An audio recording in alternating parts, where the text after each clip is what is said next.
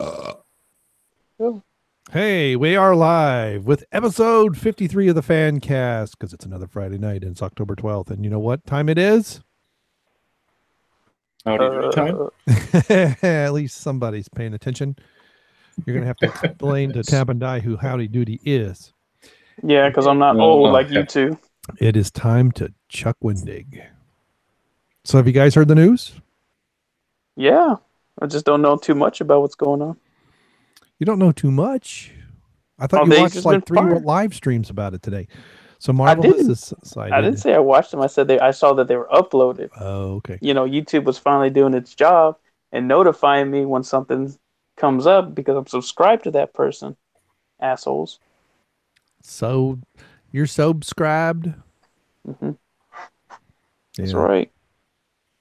Yeah, Disney has decided that they've had enough of Chuck Wendig, and they have parted ways. So apparently he was in the middle of writing a comic book for him, and they said, you know what, no thank you. Yeah, like a Darth Vader comic, wasn't it? Yeah, I think it was. He's done like the first 3. I remember it was 5, and so now, and there was also a not yet announced novel that they decided to not do. So I don't know, but yeah, I was trying to change the thumbnail to our for our oh, here we go. There's the chat. Wow, there's some really interesting things here. Sorry about that. I've completely derailed my train of thought by exploring things that I can't see until we actually go live. This is so weird. Public view, but I don't want Who's the one person watching? So that would be me. Yeah, he said first. I'm coming in on second. Yeah, there's info and settings. There's not a way for me to change the dang on thumbnail, at least in Safari. And now I'm listening to it live. I don't want to listen. I want to change. Nobody does. Yeah, I mean, I've got the thumbnail and everything ready. Because but oh well, I'll do it later. So to me, and of course the articles. I did my own little video about it. I saw Jeff's live stream thing, and then I realized he was riding with Phil, and Phil got in the left hand lane, and watching all these people pass him on the right hand side. I was like, get over, you old man. You're in the wrong lane. What do you think you are in the Midwest? And you do that in Indiana, you'll get a ticket. Rightfully so. You ought to be bounced off the hood of the car. That's what you ought to be.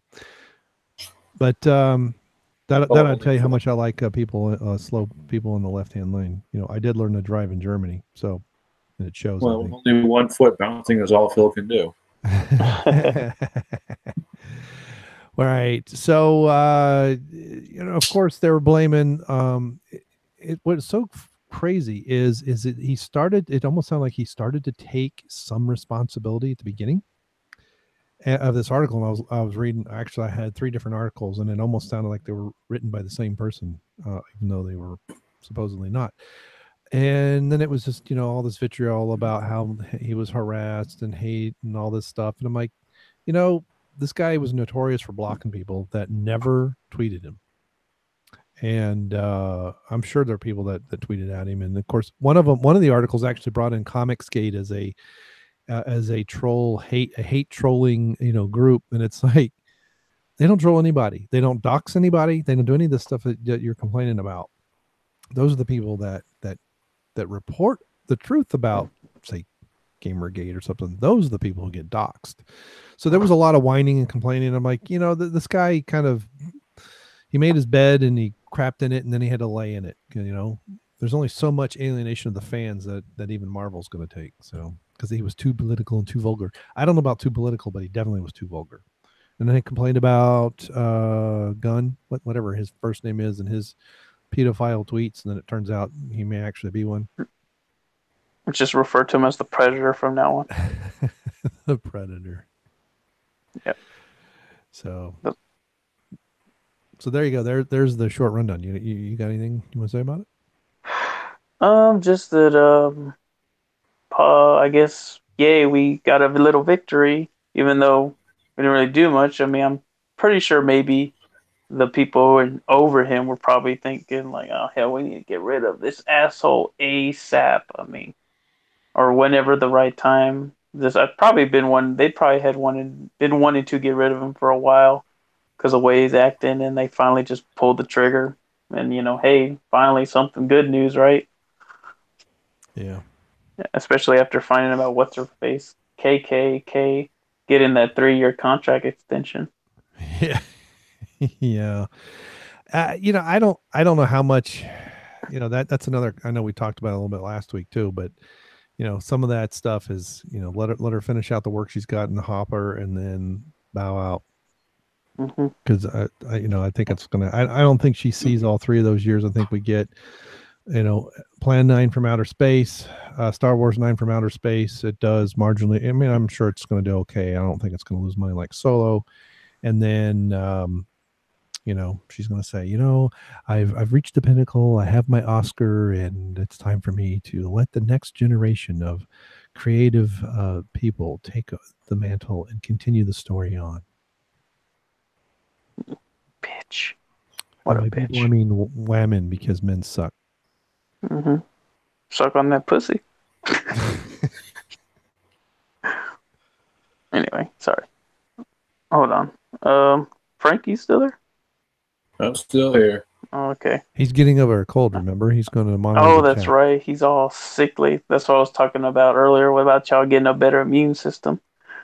So I thought, because over here, people keep talking about getting the flu shot, and I already got it, so I ain't worried about it. But I keep going around telling people, oh, I never get the flu and shit like that, just so people could be like, oh, you say that now, but then you're gonna get sick.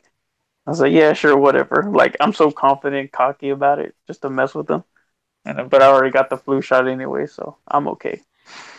I don't tend to get the flu anyway. Freaking duh. Yeah. I'm immune to mere germ. Well, I don't tend to get the flu. Whether I get the flu shot or not, I tend to get viral bronchitis around Thanksgiving, like every freaking year. It's really, yeah, it's a real pain in the butt. Well, real quick, let's hear what Frank's opinion is on the matter, on the situation. On the situation, I stepped in because LMP is going to be late again. Ugh. Lazy beaters. Yeah, it's well, we do sometimes at 8:30. He has to take care of his family. Yeah, all 80 of them. They all live in the same house. Apartment. Not a house, an apartment. So I'm watching another video to tell me how to change the thumbnail to see how many times YouTube can lie to me about their own system. Why are you still trying to change the image? What does it matter now at this point? That's not of a live stream, you Dorcas Porcus. My brother would say back in the day. Harsh. Oh, I know. Damn, tell us how you really feel, man. Dicking me tonight. There you go. The thing is, I think Jeff and some of the other guys, I know they were getting ready to gather at Phil's house this weekend to play video games and stuff. I don't know if it starts today or tomorrow. I'm going to try to go by tomorrow for a while with my son. But I mean, they're like doing all kinds of consoles and stuff like that. So I was going to bring somewhere. I've got an Atari, one of those, it's a flashback thingy. And it's got Space Invaders, but it doesn't have the Atari 2600 Space Invaders. You're not going to play your Commodore 64? Online? Yeah. Did you see that? So I saw that video, yeah. Did you watch? Yeah, I was watching that at work. Yeah, the Internet Archive. I didn't put a link. I probably ought to. I'll do that. I mean, I don't know if I'll do it. I'll have to think about it. But I've been to the Internet Archive before because I was playing around with some Apple stuff, and it is kind of annoying that once you set things up, it doesn't stay. But yeah, it was pretty interesting that you can set up a controller and everything, and play Commodore 64 games. How about that, Frank? You're old enough for the Commodore 64. I never had one, actually. Yeah, I didn't know. I had Atari 2600, 5200, I had a ColecoVision. I had yeah. a Intellivision. Oh wow. And then I got into all the Nintendo stuff after that. Yeah. Well, And the I stayed Commodore with was a Nintendo computer. up until GameCube. Uh-huh. But then saw my cousin playing Final Fantasy VII on the PlayStation. Like, okay, it's time for a change. Yeah. Yeah, I had a ColecoVision. No. Yeah, I had a ColecoVision. I don't know whatever happened to it. I think I may have given it to my brother-in-law at some point. My wife's sister's husband. He was really into those older systems. He gave me a PlayStation 1. Yeah, I don't. That's another one. I don't know whatever happened to it. Basically, it was he was selling stuff on eBay. These were all used. I guess PlayStation 2s were out by then, and he had one that, for whatever reason, the only controller it would work with was this special third-party controller. But it worked fine. But you had to use one of those controllers, and because of that, he couldn't sell it on eBay. And he gave it to me one Christmas and gave me a game and that controller, and I think it's before kids, so we definitely were living in Tennessee, but I don't remember if we were in the apartment or renting a house from my parents, and I have no clue whatever became of that thing. But he did give me a, let's see, I had a Sega. No, somebody else gave me another Sega with some stuff, and because mine stopped working for some reason. Then my son broke that one. He kept yanking the cartridges out without turning it off, and I yelled at him and said, "You're going to break that." He said, "It doesn't do anything," and he did it again, and it just died. Just kill him. I was like, "Yep," but yeah, because he used to play some games that he really liked, some of the platformers. But yeah, the Commodore 64. You had back in the day, you had the three main home computers, at least in the States. Now, the they call the ZX Spectrum over in England was different. But yeah, the Apple II, you had the Commodore and you had Ataris. And I don't know if I knew anybody in high school had a Commodore. It's very strange. Almost any of my friends that had a computer had an Apple II, either Plus or an E, usually an E, 2 floppy drives. And the school I went to, my high school, in Germany, we had Atari 800s. And because they basically bought them, and when Atari was going down in flames. But the Commodore was the third one, so it had better sound, better graphics. It had a very clever way of doing color, which allowed it to do more colors than some of those other systems. But it's pretty good. And I don't know if they have Atari stuff on there, but basically they're, and I don't know if they've started doing any platformer stuff, but like the 2600 and 5200. Is 5200 next? 7200. Which one had the bad controllers that just kept falling apart? That was the Atari 5200, I believe. Yeah, but although we never had any trouble with ours for some reason. Yeah, and then there was a 7600. There was one system they announced, but I don't think they ever released, and it was pretty large. But by then, Atari couldn't get out of their own way. But see, they had so much success with the 2600. This is my opinion here. So economics according to Brain Muffin. That was such a radical departure, and there were so many. That thing was in the late 70s. It came out. There were so many corners cut to keep that cost down, so that they could actually build a market. That when it exploded, and things got cheaper, they were stuck in this crippled system. If I remember correctly, that thing. So it has a 6502, which is the same CPU that was in an Apple II. So for like $400, you could get an Atari 2600, or for $2,500, you could get an Apple II Plus. And the 2 Plus could go to 48K, and I think the Atari was limited to 8K or 16K, because to cut costs, they disabled pins, they did some other stuff on that base processor. But the 6502 was very capable machine. That was what was in the NES as well. So, and I think that 72 pin. Yeah. Do what? And I know this because I had to teach myself how to take them apart and fix them. Which one? I'm sorry, you cut off at the beginning of all that. No, sorry. The NES had a 72 pin. Right. Well, I meant the game system that it had was, you're talking about the cartridge had a 72 pin.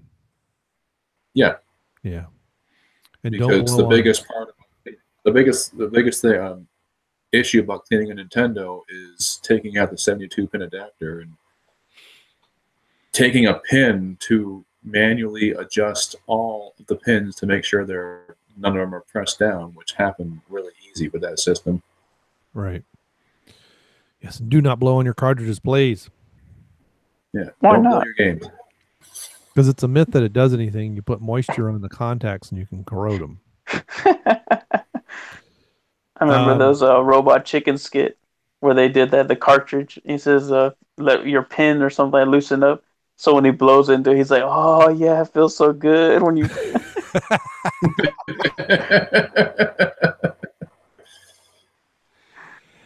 That was a good one. Yeah. So because I'm a super nerd, yes, it has the Nintendo Entertainment System, or the Famicom system, has a Eriko 2803 or a RP2803 processor, which is modified. So it is a second source MOS technology 6502 core modified to disable the 6502's binary coded decimal mode with 22 mapped I/O registers that control the APU, rudimentary DMA, and game controller polling. It I also don't know what the uses fuck you just said, little kid. Yeah, I can't read. See, now my nose was running. Now my nose is all stopped up. So now when I try and read, I can't breathe because I don't want to breathe in my phone.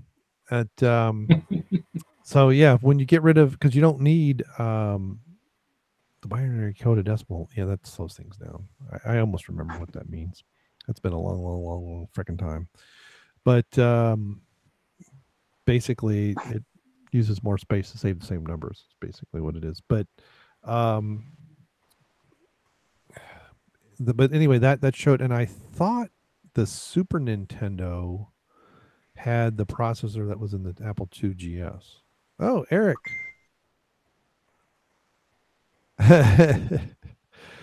Mm-hmm. Well, Eric can't join us again, man. Come on, man. Looking for the man. So, Frank, you got anything you want to say about Chuckles? I think everybody from Disney should be fired and just, dragged out back and shot. But that's just my opinion. Well, I mean, I just need ammo and I could do it. Just pay for the ammo. Now. I'll send you a check. Okay, cool. I mean, I'm ready to go. Actually, I might buy a couple of more magazines so it takes less time to reload. So then I'll be good to go. 50. That'll be the plot of the new Rambo movie. Just executing all the Disney people. I was like, Yep. or like, Rambo's like, I guess he's at home because he made it back after I think, was it the fourth one? He went back home and he sees the news and he says one more time and he opens the drawer and he pulls out that red headband and puts it back on. And he pulls out his old and he dusts off his M60. Yeah. He dusts off his M60. Like, let's do this. And it's just unlimited ammo belt. And then, like, somehow Disney has high-end helicopters and all that Russian military equipment and all that shit. But he still blows it all up. I'd expect them to have that. Mm-hmm. Nothing but communism taking over that area of the country. Yeah. Well, I do like Frank's opinion of what should happen. Everyone getting shot. Yeah. But yeah, I was right. So the Super Nintendo has a variety of the 65C816. So with a 24-bit address bus, that means the Super Nintendo could address up to 16 megs of RAM. So that's interesting. So that's the same as a 286. I mean, I don't know how much into Nerdville you guys want to go, but one of the things that I find really interesting about, because Frank, do you still have any of those old systems, or are they all gone? I don't have the Intellivision and ColecoVision. Those are long gone. I have an Atari 2600 I picked up at the flea market a couple of years ago, but I always had trouble getting it to work, so I just kind of keep it for this nostalgia value at this point. But Right. everything else I still have, and it still works. Well, that's good because some of those systems, I know there's stuff for the Atari computers. I can't remember if there's something for the Atari. I thought there was something for the Atari 2600, but there's a lot of homegrown games. There's homebrewed games. There's ways of putting games on either compact flash or an SD card, and you use a special. You buy a $40 cartridge and you put it in there, and you can select. Every game ever made. It's, for Yeah, 2600, it wouldn't take much because I'm pretty sure 8K is the max that it can address. I got one of those for the Game Boy Advance. It's got 150 NES titles in it. Yep. Yeah, it's all one for an Atari. Well, it was an 800 XL computer, but it was pretty cool because the 400s and the 800s had the cartridges sat inside. There was like a door you had to close, whereas the 800 XL they just flattened that out and they got rid of all the shielding and stuff. There was some change in the rules too, but yeah. So that came out in '77. The Atari 2600, 128 bytes of main memory. So let me put that in perspective. A byte is a character. So the Atari 2600 without the cartridge, there's 26 letters in the alphabet, right? Mm-hmm. I believe so. So you couldn't write the alphabet out 5 times. It would hold the alphabet less than 5 times. Mm-hmm. So what, like 3 times? Well, no. Well, if it's 20, it's 128. So okay. If it was 25 letters, times 5 is 125. So it's less than 5. It's 4 point something, 4.9 or something. I don't know. Okay. Because 4 times 28 would be 102, right? This guy's gonna make me do all that math. I'm gonna make you do all the math. You're the teacher, my teacher. I am in no shape to do math tonight, so 100. I think it's 100. I'm gonna pull up a calculator because I can't do this shit in my head no more. 6 letters in the alphabet.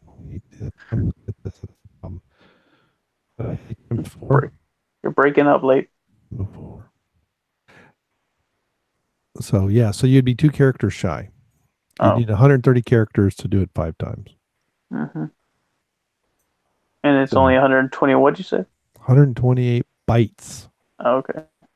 Bytes. Here's what's crazy about the Atari 2600. Okay, now you talk about longevity of a system, and there were several varieties of this thing too. And then they even Atari came out with versions of essentially the 800 as a couple. I think there was like the Atari XE and there's a couple other things. But anyway, was shelved in injury when Warner sold off the home console of Atari to Commodore. Oh, gee whiz. So anyway, it was introduced in North America on September 11th, 1977. The year something else really interesting happened. I didn't see one for years. It was discontinued. When do you think it was discontinued? 79. No. Mm-hmm. Atari 2600. I don't know anything about January the Ataris. 1st, ain't that old? 1992. Mm-hmm. Okay. So, I mean, I was barely a year old after that. Like 30 million units sold. Ooh, not a billion like the Switch. Not. Yeah, it's not as good as the Switch. So there you go. So $30 million. Now you had joysticks and controllers. And Frank, I don't know if you've seen this or not, but several years ago when I was really looking at some of this nostalgia stuff, apparently back in the late 70s, early 80s, there was when memory started to become a little bit cheaper, there was an attachment, it was a cartridge. It was, obviously it was a cartridge thing, but it was a cartridge adapter essentially. It had its own memory and its own loading screen, and you could get games on cassette tape to load into the Atari to play. That. Yeah. That was a very brief fad, I thought. Yeah, yeah. Well, because it was right at the time when memory was starting to get cheaper, so it had more RAM in that thing, and then cartridges got better. But I now let's see if you agree with this. But the one thing I noticed about the Atari 2600 in particular, the absolute best games, best looking, best playing games were all from Activision. I believe that. It was amazing. They're still making good games. Yeah, it was amazing what you like River Raid, or what was the was it Yar's Revenge? Was that an Activision game? Possible. But what they would get out of that, Kaboom was another one. There was like a Keystone Cop thing too, where you were trying to catch the bad guy you would chase him on the different levels. But it was amazing what they could get out of that thing. It was really, really cool. Now there were also there was a Sears Telegames. There were some ripoffs because the similar to the IBM PC later, the Atari 2600 was made from off-the-shelf parts, so it was really easy to make your own clone. But that's what made it so inexpensive. Okay, so I stand corrected. It was $199 in 1977. So that is the equivalent. So in 2017 dollars. So if you want to thank the Federal Reserve for ruining your dollar value, $803.65 in 2017 dollars is how much the Atari. Holy shit! $200 was 40 years ago. Yeah. Fucking Fed. Yeah.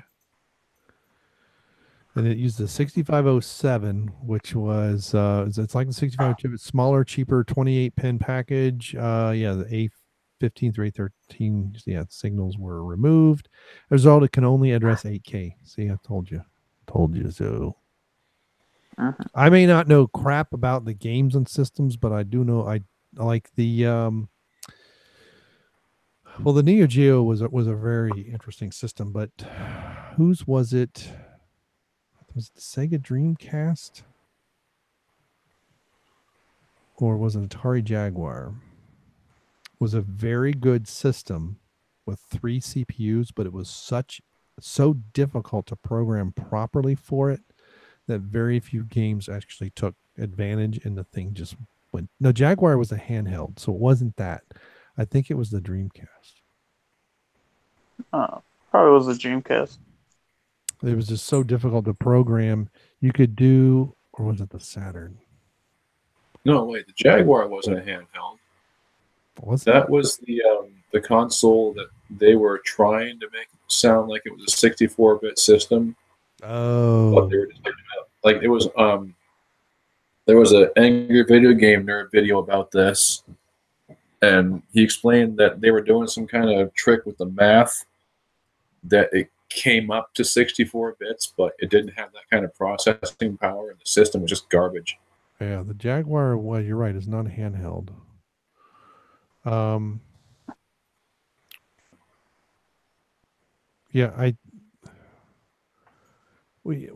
that was the 64-bit system for Jaguar.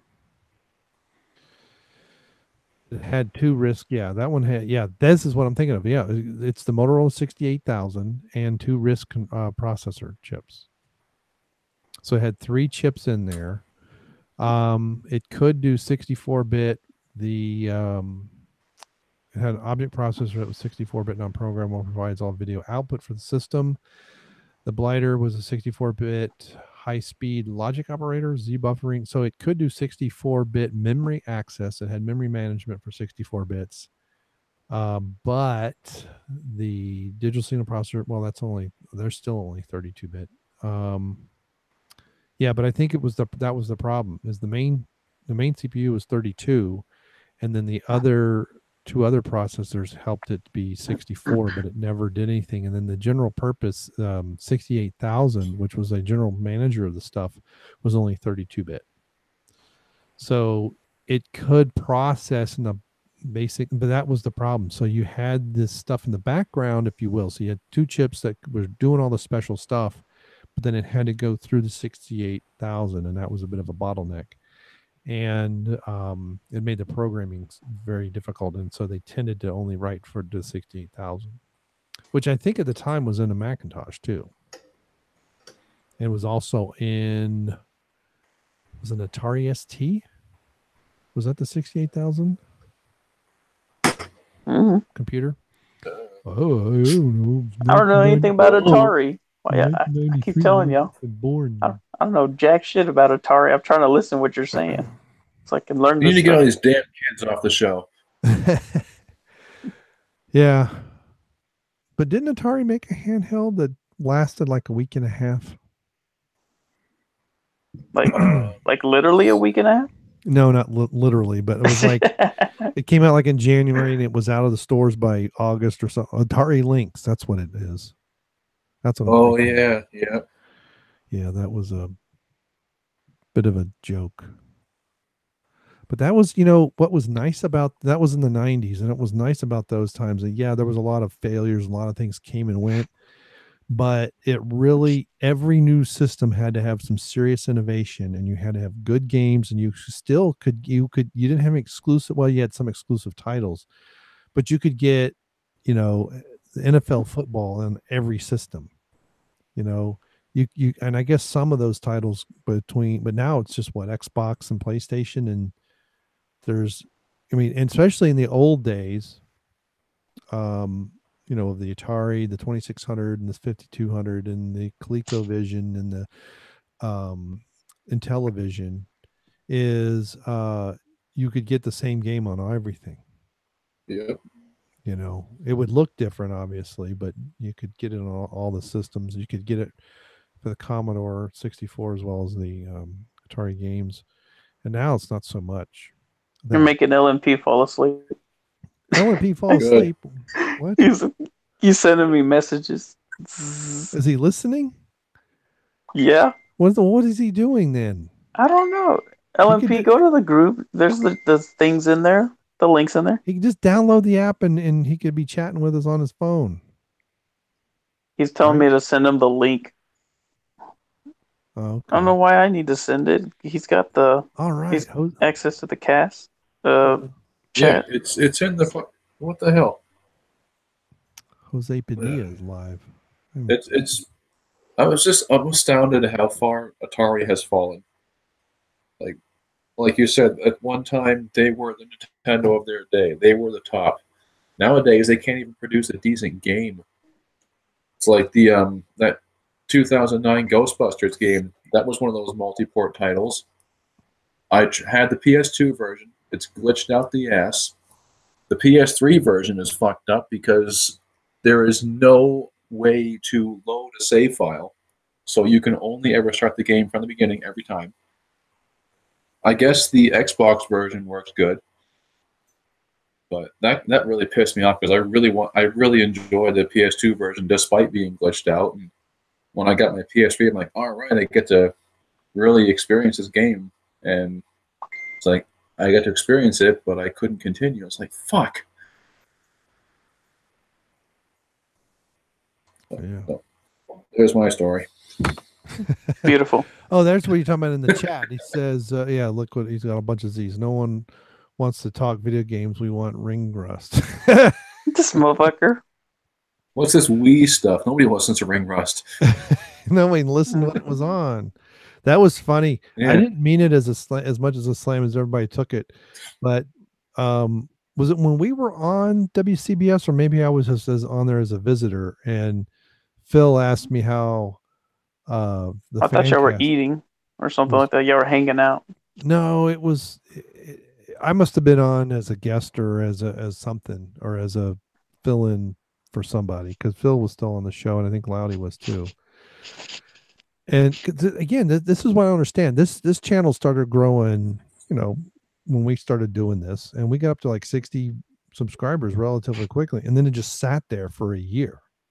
It's just so weird. But that was, he said something. I said, well, we got about twice as many subscribers as Ring Rust.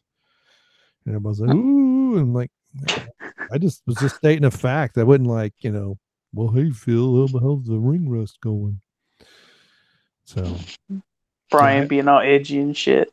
Yeah, I do not know how to make a YouTube channel grow. That's for dang on sure. Because if I knew, I'd have like 1 million subscribers on my own channel. Yeah, talking about all them beers and how you hate them. Not enough hops in them. And artificial carbonation or whatever the heck you use. Bright tank carbonation? Yeah. Yes. That. Yeah. At least somebody's paying attention. Well, I'm trying to learn things, all right? Well, that's good.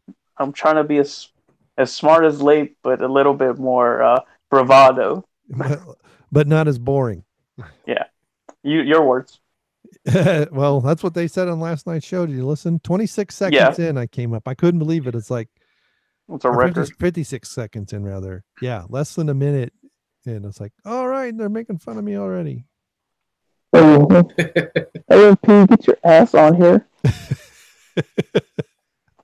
They always go for the low-hanging fruit first to get it out of the way. Yeah. Lurking and jerking. Well, the low-hanging fruit would have been like Phil or Loudy. I think. But they don't listen. I saw Phil. Oh, that's true. They don't listen. A few weeks ago. Yeah, he doesn't really listen anymore. I was at his brother-in-law's house briefly. His brother-in-law's got a really unbelievable homebrew setup.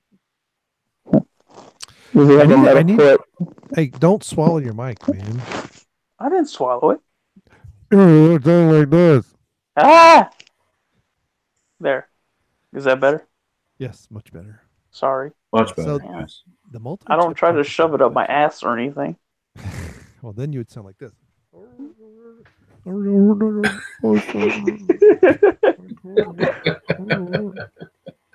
What? Yeah.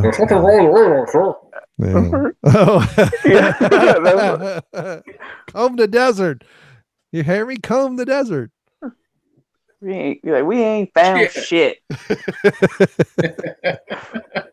And I remember the first time I saw that joke. I didn't understand, but my mother was like laughing her ass off because she got it, and I had to ask her like, "What's like? Okay, I think it's funny, but like, why is it, you seem to think it's way funnier?" She's like, "Because it's a black joke, They always using the picks and shit." That's what she tells me. Right, yeah, using the picks to comb the desert.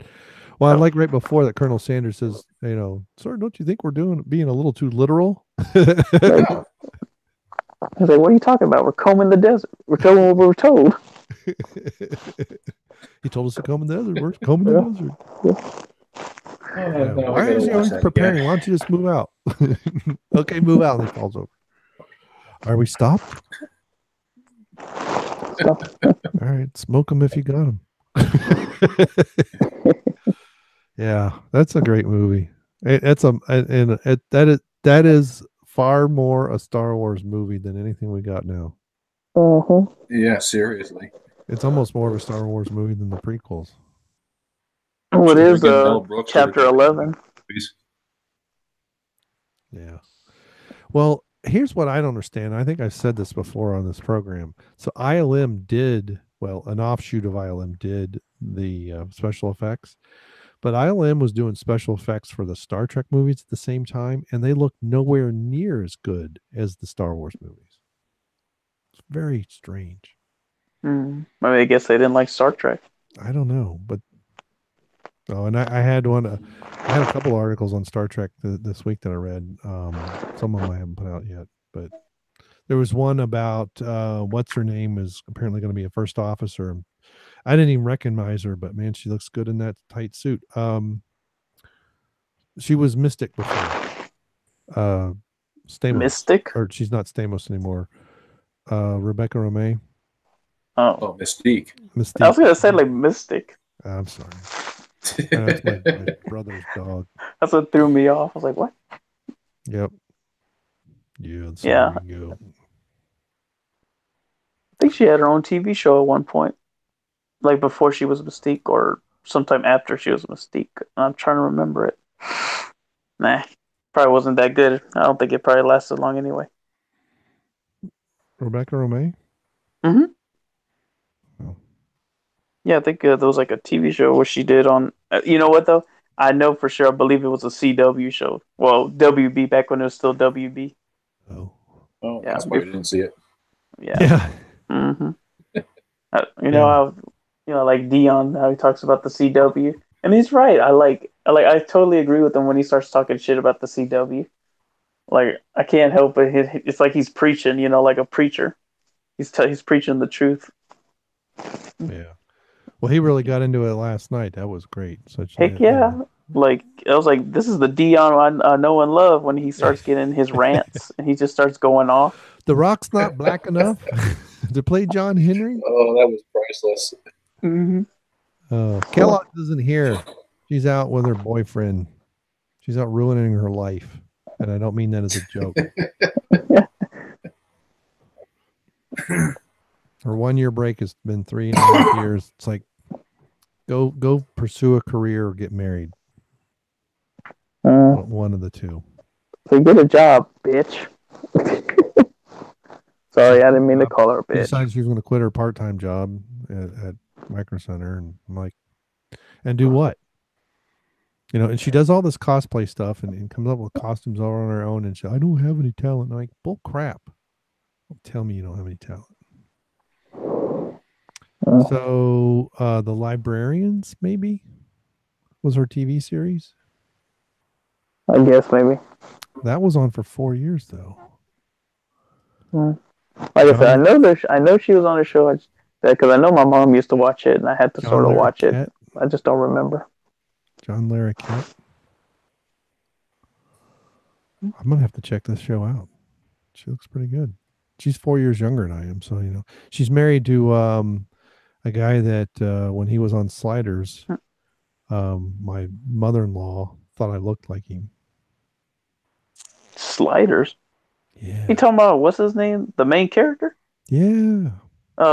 Wasn't he on the guy who was on Stand By Me? The fat kid that Stand By Me, yes. Oh, shit. What is his name? I can't remember. Jerry McConnell, something like that. He's married to her. McConnell or O'Connell? Jerry O'Connell. Jerry O'Connell, yeah, I think so. Yeah. I'm fairly certain he's married to her now. I think they have a child and everything. Jerry Hopefully they didn't name it something 2 stupid. children. Oh. Like, what's his name? Jason Lee naming his kid pilot inspector or something like that, or helicopter inspector or some shit like that. I'm like, what an asshole. Like, I can't watch anything with him in it anymore because I think to myself, that guy is such an asshole for naming his kid something so stupid. And I would tell him to his face if I ever saw him. So you're a fucking asshole. Yeah.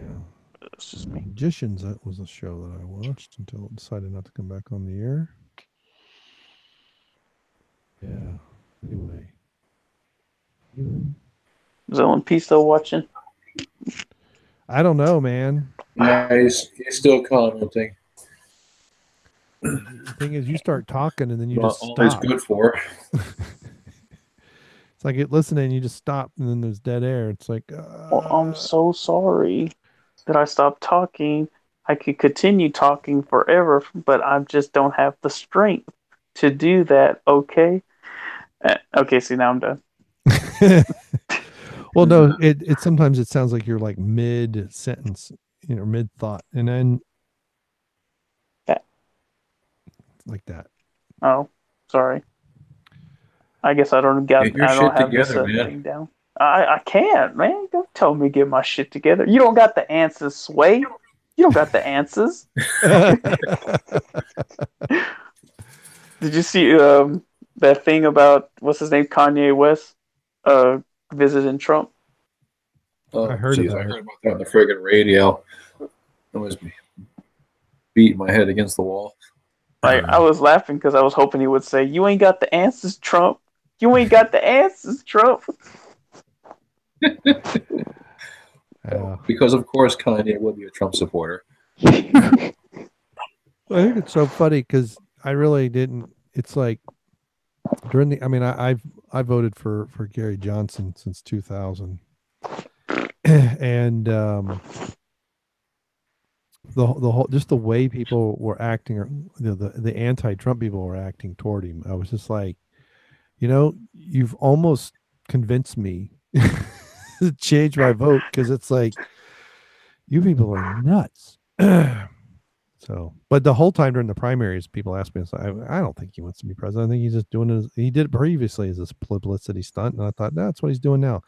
And I was wrong. Well, you were wrong. I was wrong because was it back in the 90s that he basically turned it into a book tour? He had a new book that was at the Art of the Deal.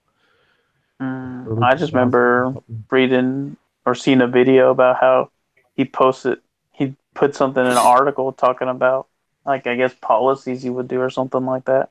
And people are like, oh, he's talking like stuff about politics. Maybe he wants to be a president. And then, you see that clip of him, was it on the Oprah show, talking about running for president and all that stuff. Yeah. Hey, imagine Trump. Wait, when was that? Imagine Trump running for president back then, when he was a Miami Vice villain, or because that's what he looks like. I've seen old pictures of him. Yeah. We're gonna be done with the show, and Liquid Metal Pro is still gonna be in line for Doritos or Doritos. I don't know. What did he say he was going out for? Something about burros. Burros is that's what you put your ass on. I know that. You're thinking of churros. You're thinking of churros. Churros. Oh, yeah. Okay. The Mexican donut.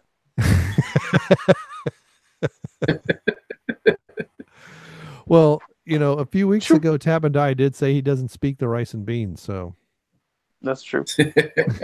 Like at work, people will speak to me in Spanish, and I will look at them dead and be like, Like I almost want to just shake my head and say, no, don't even like talk to me because I will not understand the words you say. But they kind of figure it out right away that I don't know what the hell they're talking about, so they try to say it in English. Answer back in Chinese. That'll throw them off. I should. You know what? I should learn some more German so I could start talking in German. Yeah. Let's see how they figure that. That would be more fun. Yeah. That would be that'll defuse the situation. Mm-hmm. Yeah. Yeah. Because they'll be like, because I know, I'm telling you right now, this is the truth. You got these Mexicans that do speak English, but they don't. They speak it Spanish. And they do it on purpose. So that would actually work out way better if I speak German instead of English. Because then they'd be all confused. They wouldn't know what to do. Strike back. That is my ultimate plan. Late, you better start teaching me some German very soon. All right. I got to learn some myself. Yeah. Mein teacher. Yeah. Oh, there you go. Mein Lehrer. Mm-hmm. So. I don't need to learn German. I'm never going to Germania. Yeah, I like the post. Was this Pete Nayakow? Did you see what he shared? And it's what's her name? Jamie Lee Curtis. Oh, when she was in True Lies. Yeah, that was hilarious. I think she looked her best. Like, whoa. I was not expecting that. I know it was mostly in the dark, but still. That was pretty cool. That was awesome. Well, but she looks hot. Now she's just old and fat. Well, speaking of, and then also on Facebook, Dan changed his profile picture, and I asked him like, "Hey Dan, how many times did you die on the show? Remember all those times he died apparently?" And I was just like, he never answered me. Yeah. I guess he was just didn't want to tell me. You got to tell LMP how to use his phone to log in. Jesus. There's a secret. It says he has to download Chrome on laptop. Oh. Jeez. Yeah. I know I was able to launch this in Safari, but I had to download a plugin last week to make it work. But if I click on the wrong thing in YouTube, it'll say you must be in Chrome. Bugger off. I'm like, I have my account logged in on Chrome. I don't feel like logging out. Logging out, logging out. Hey, I've got 2 comments. We got a new subscriber, Ray Farrell. Hey, Ray Farrell. Welcome to the Fancaste YouTube channel. Mm-hmm. That would be pre-wife. Oh. Become a bullshit peasant like us. That would explain why the picture is a woman. Ooh. It's a trap. It's I assure you, it is not. Yeah, I'm glad I didn't say anything stupid. Lindsay Stern. She has 11 million subscribers. Wow. I've liked almost all of her songs, but I've never bought any of her CDs. What's really irritating is it's like I should never have stopped playing viola, because a lot of her songs I could have played had I continued on. I don't think I have the dexterity to do it anymore. But so, well, now that's 7 million views. I will say this: her I think I was still working at AAA at the time, and this lady that used to work for me, she was taking violin lessons and crap for several years. Had a like $5,000 violin or something crazy like that. But in her video with Johnny Legend, and he's singing, playing the piano.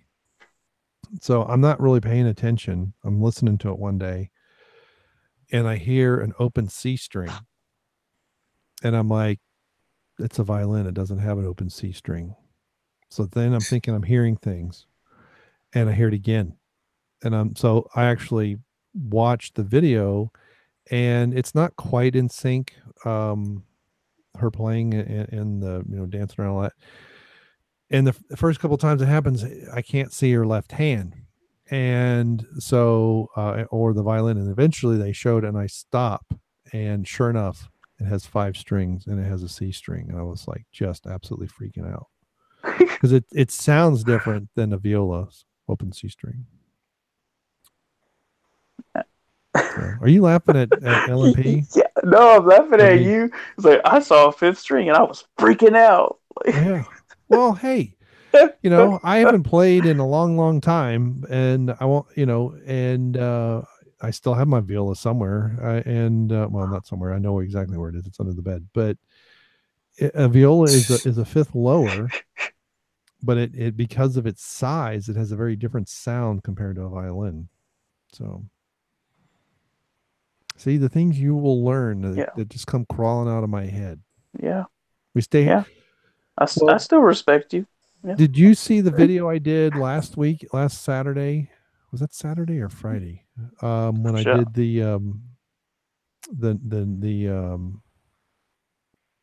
I did a live stream for like 3 minutes or something off of my phone. It was really freaking late. Oh, is that the one where you're like, they're showing your house? And you're like, oh, people say this is my set. Like, no, it's my dining room or something like that. Yeah. Yeah, I saw that one. But that was the non-deterministic quantum mechanics. Is that what you were talking about? I was too busy kind of looking around at your house. No, yeah, I remember you were talking about that. I was like kind of looking at like, I don't understand, but I'm listening either way, because it's, you're interesting enough for me, and I'll listen. I may not get it, but I'll listen. But at the same time, I was just like, oh, okay, so this is more to Lape's house. Maybe you should do like this old house, and you show the rest of your house for us. Yeah, we have to clean it first. Most of it's a mess. You can ask Nick. Nick can attest to how much of a mess the downstairs is. But see here, this is what happens sometimes. It doesn't happen as frequently because I don't get this drunk that often anymore. But either if I have something highly emotional will happen to me, and and I'll write poetry and crap like that, or I'm drunk. And I used to do this all the time on Facebook, and I had some classmates from high school of mine. I would write something very poetic, not necessarily poetry, but something profound and poetic, and what's the other word I'm looking for? pros. I knew it was a P. And so they would reply, "Are you drunk?" Because I can't slow my brain down enough for thoughts like that to occur. I go on to something else, and I had been doing some videos. I had shot several beer reviews. Unfortunately, some of the beers I actually dumped. They were horrible.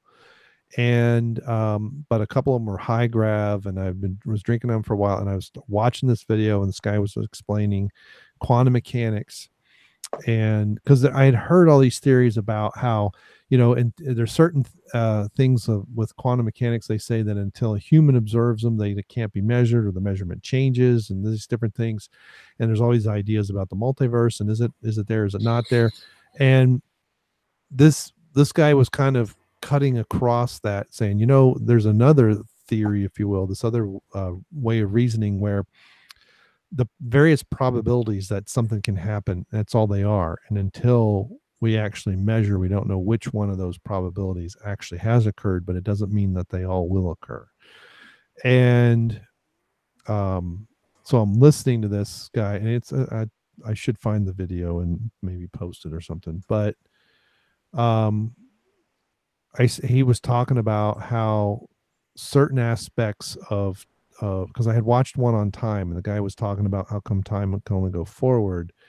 And then this guy was talking about how quantum mechanics, certain things will actually you can reverse, and certain things you can't.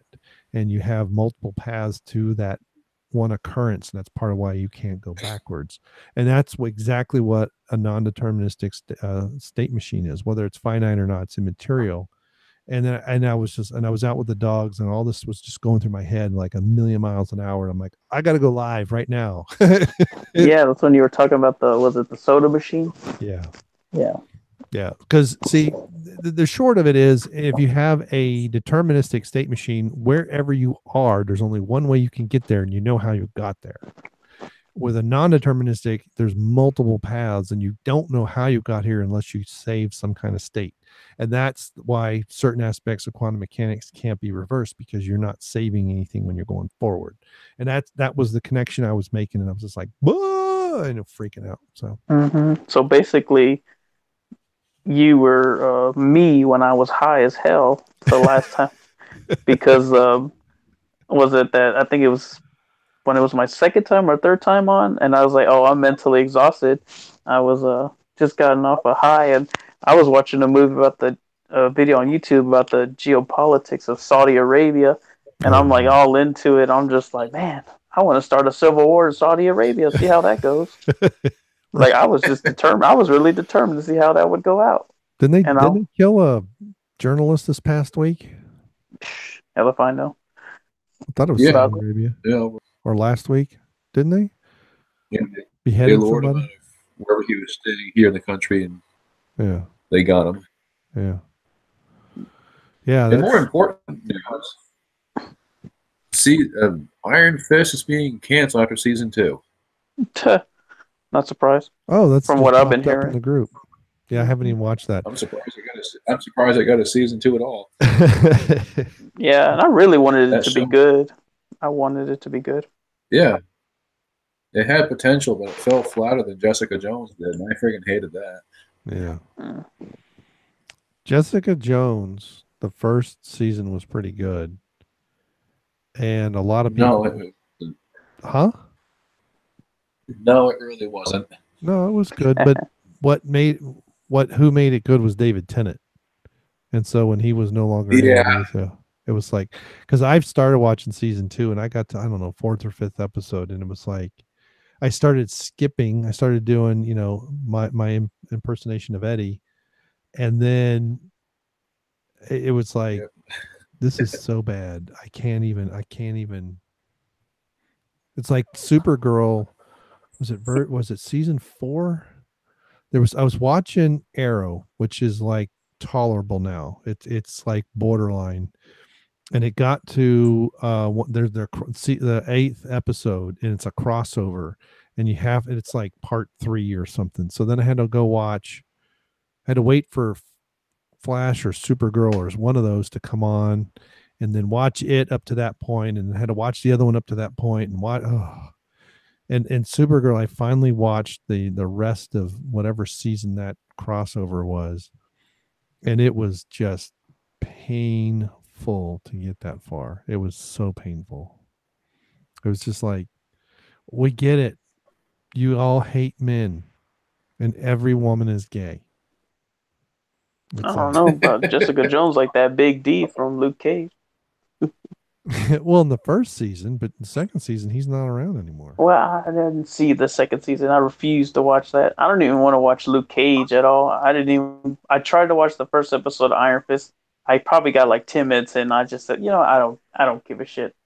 I'll just wait for Daredevil season 3. I'll probably watch that, and that's about it. But I like Luke Cage. I thought it was a good show. It had a pretty poor finish at the end of the season, but otherwise it was a good, solid show. I left my ass off at the finish when that, what's his name, showed up in that suit or whatever. Oh yeah, like me and my brother were watching it, and yeah, we could not stop laughing. Like we kept rewinding it just to see that guy say, "Who are you supposed to be, Robo Pimp?" Like we just kept rewinding it. It was hilarious. But yeah, I just found Jessica Jones to be such an unlikable character. I didn't care about watching the show. Yeah, I didn't want to see any more of her. I got through the first season once. I could never watch it again.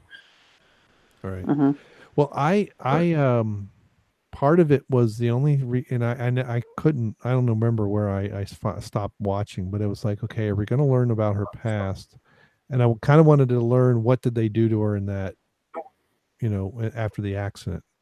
And that's all I wanted to know. And so anytime she was with her sister and they were whining about something, or she was whining about, I would just scan through. Okay. Wait, her sister? She's got a sister now? She always had a sister. Yeah, that blonde chick that runs the radio show, like her adopted sister. Oh, I thought that was just her friend. I didn't know that was her adopted sister. I thought they were just best friends. That surprisingly weren't lesbians. I think like she showed up. When she showed up on the Defenders, that friend or whatever, her sister, adopted sister, I think my grandma walked in. She's like, "Are they lesbians or something?" And I'm like, they probably. Fight enough to be. They what? They fight enough to be. Yeah. I just and the writing was poor, and it was just like, I couldn't take it.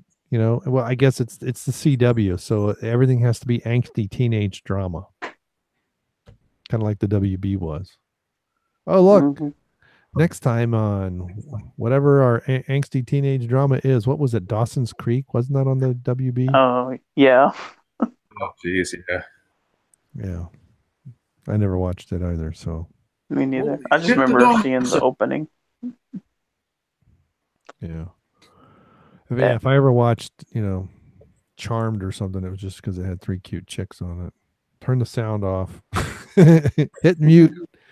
It's tolerable then. So. But What the hell is LMP doing? I don't know. I thought he was booting up his laptop. He was complaining it was so slow. He said, he was in here just now, and now he's gone again. It's like the second time he's left. See, this thing, yeah. That thing keeps getting pushed to the background as I'm doing other stuff. I don't know why. Trying to keep the show going. That's all, we got nobody watching, but who cares? It's flop. We got one viewer. Reality Frank is watching. So Frank, can you see Tap and Die's icon when he talks? Yep. It's blackface. Oh. It's the WCBS blackface. Yep. I'm bringing blackface back. Because I remember, I don't remember, how long ago it was when was the SJW saying how if you're white and you use like a GIF or a meme with a black person, it's considered blackface. No, for crying out loud. Yeah, like that was real. That was a thing. Dumbasses.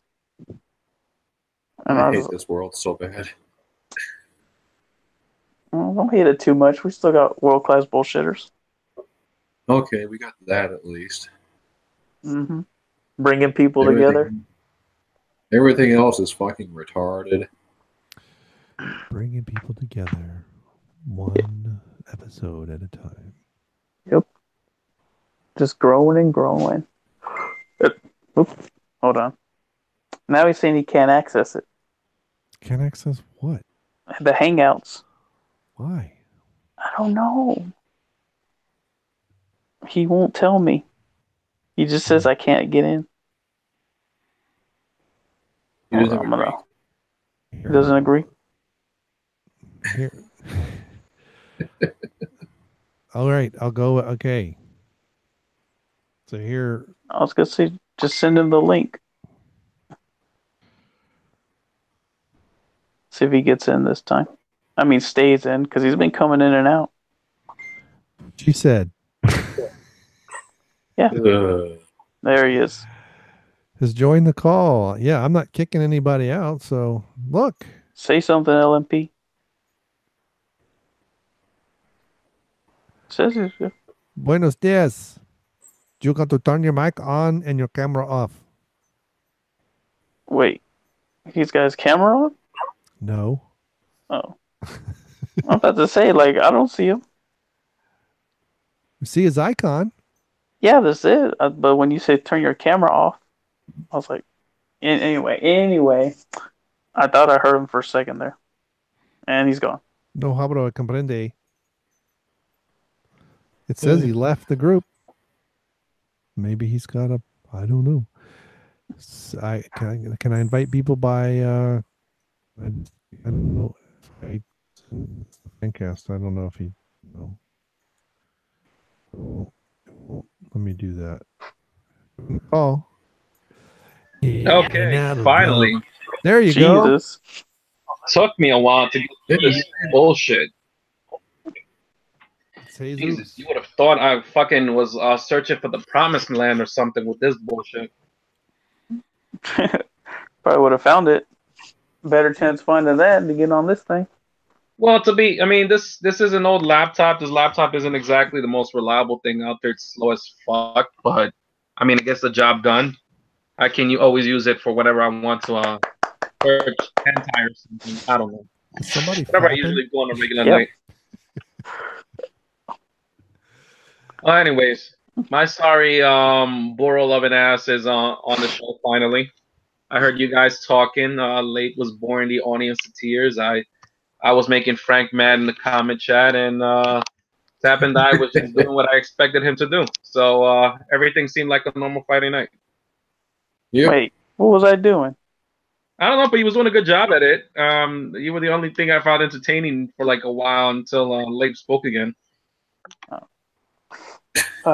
Apparently, I'm the interesting one again. Entertaining.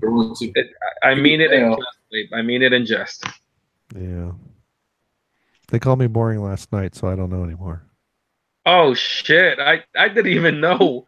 I gave up on. Listen, not to knock the guys on the main show, but after a while, I just can't hear a live stream like for like an hour, 2 hours. It's like, especially when you hear they're reading off super chats every single moment. Yeah. So it's like I lose interest. It's like the ADD in me is finally kicking in. So I can't sit still anymore. I have to move on to something else. So I spent the night pretty much just watching Yu-Gi-Oh videos and calling it a night when I got tired.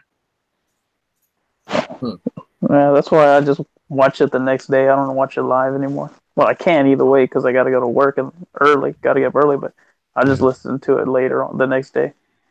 Yep, I listened to a little bit, and then I had to do my own videos and stuff, and then listened to a little bit when I was letting the dogs out. Caught more or less the last 10 minutes, and then that was it. And then today I listened to it while at work and in between meetings. So, but yeah, I know what you mean about the super chats. They sometimes, I know, can get annoying. It's not just him. I mean, it's not just them. It's on any channel, really, to be honest with you. Even some of the other YouTubers that are out there, they do live streams after a while. I'm like, all right, this is getting boring. Unless they say something really ridiculous on Super Chat that piques my interest. And mind you, there are only few channels where they will go that far. I just give up. I'm like, all right, let's see what else is on YouTube. Yeah, no wonder you're bored with this one. But with you guys, I'll never be bored of you guys. Well, we don't. We're, oh,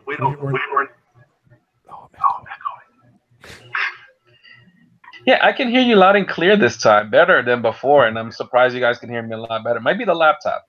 yeah, But maybe there is some good out of this. I'm echoing back through your microphone though. Oh, I don't know. I'm not using a mic or anything. I know. It's It's like headphones. All you got to do is headphones, man. I'll see if I get like a gaming mic or something, a headset, like one of those things. Black Friday's coming up, so you know Amazon's gonna have some great deals or something. Yeah. Or No, maybe- people, I'm not shilling for Amazon, but I might as well be. They need to start paying people like me to do shilling for them. Hell, I would. I'd chill for them. Shit. Let's shill Amazon together. Let's do it. All right. It's just They like, just up their minimum wage to 15 weeks. it's like when I shill when I shill the Fancast either on the Facebook page or anytime they have a video. I just like doing that on purpose. Wait, you don't shill the Fancast on the Facebook page that much? I should be all right. So I still gotta start shilling it more. Apparently, because I'm like, I don't see you shilling. Every now and then I start posting comments. Give us your goddamn money. Fancast. Okay, Kendo. It's more than Frank's ever done. Just saying. Hey! You leave Frank alone. He's American treasure. Really? Which I part of am. America? He does. The He good smokes part. American spirits, man. You know, he's one with the nature and the Indians and all that. Oops, Yeah. I said Yeah, that Indians. I think I just offended Dion. He got offended just now. Dion is offended. Yeah. Dion He's offended. Dion ain't offended of anything. If anything, Dion is damn. What would be the nice way of equalizer? He's Denzel Washington. Yeah, sure. He might be a little rough around. I mean, he might be a little round around the edges, but he's Denzel. Damn it, he's the Denzel of the show. What, because he's black? Oh, that's real nice. What? Dion's black. Well, that's Maybe the he's rumor. maybe he's not black enough to play Black Adam like The Rock. Oh, jeez. Rock's black. Oh my. Well, Most like likely. 1/4 or something. Oh my God! You know I can't see in colors. Like all humans look alike to me. They're all on the same spectrum. It tastes like chicken. I can't tell you guys apart. I have that weird condition where So He's weird. cut off. Cut off. Uh-oh. Is he going to drop again? that might just be my connection. But if you guys are not making fun of me for my condition, and I'm deeply ashamed, I want to be treated like every other person out there. I want to be I want you guys to cut ass on me. Feel free to. I don't care about what condition I have. Go ahead and cut ass. Fucking wet Well, there. okay. Oh shit! Call me a fucking. Don't go back to Beantown or whatever, Taco Town. Stop taking my jobs. Taco Town. Why don't you take me to? Oh man! Don't they sing that at weddings? Nah, we started doing the Mexican hat dance around the bride sombrero. Mind you, I said the bride sombrero. Let that sink in. Afterwards, we have to play. Afterwards, we play the piñata. The problem is that we have to keep the bride away because everybody thinks she's full of candy.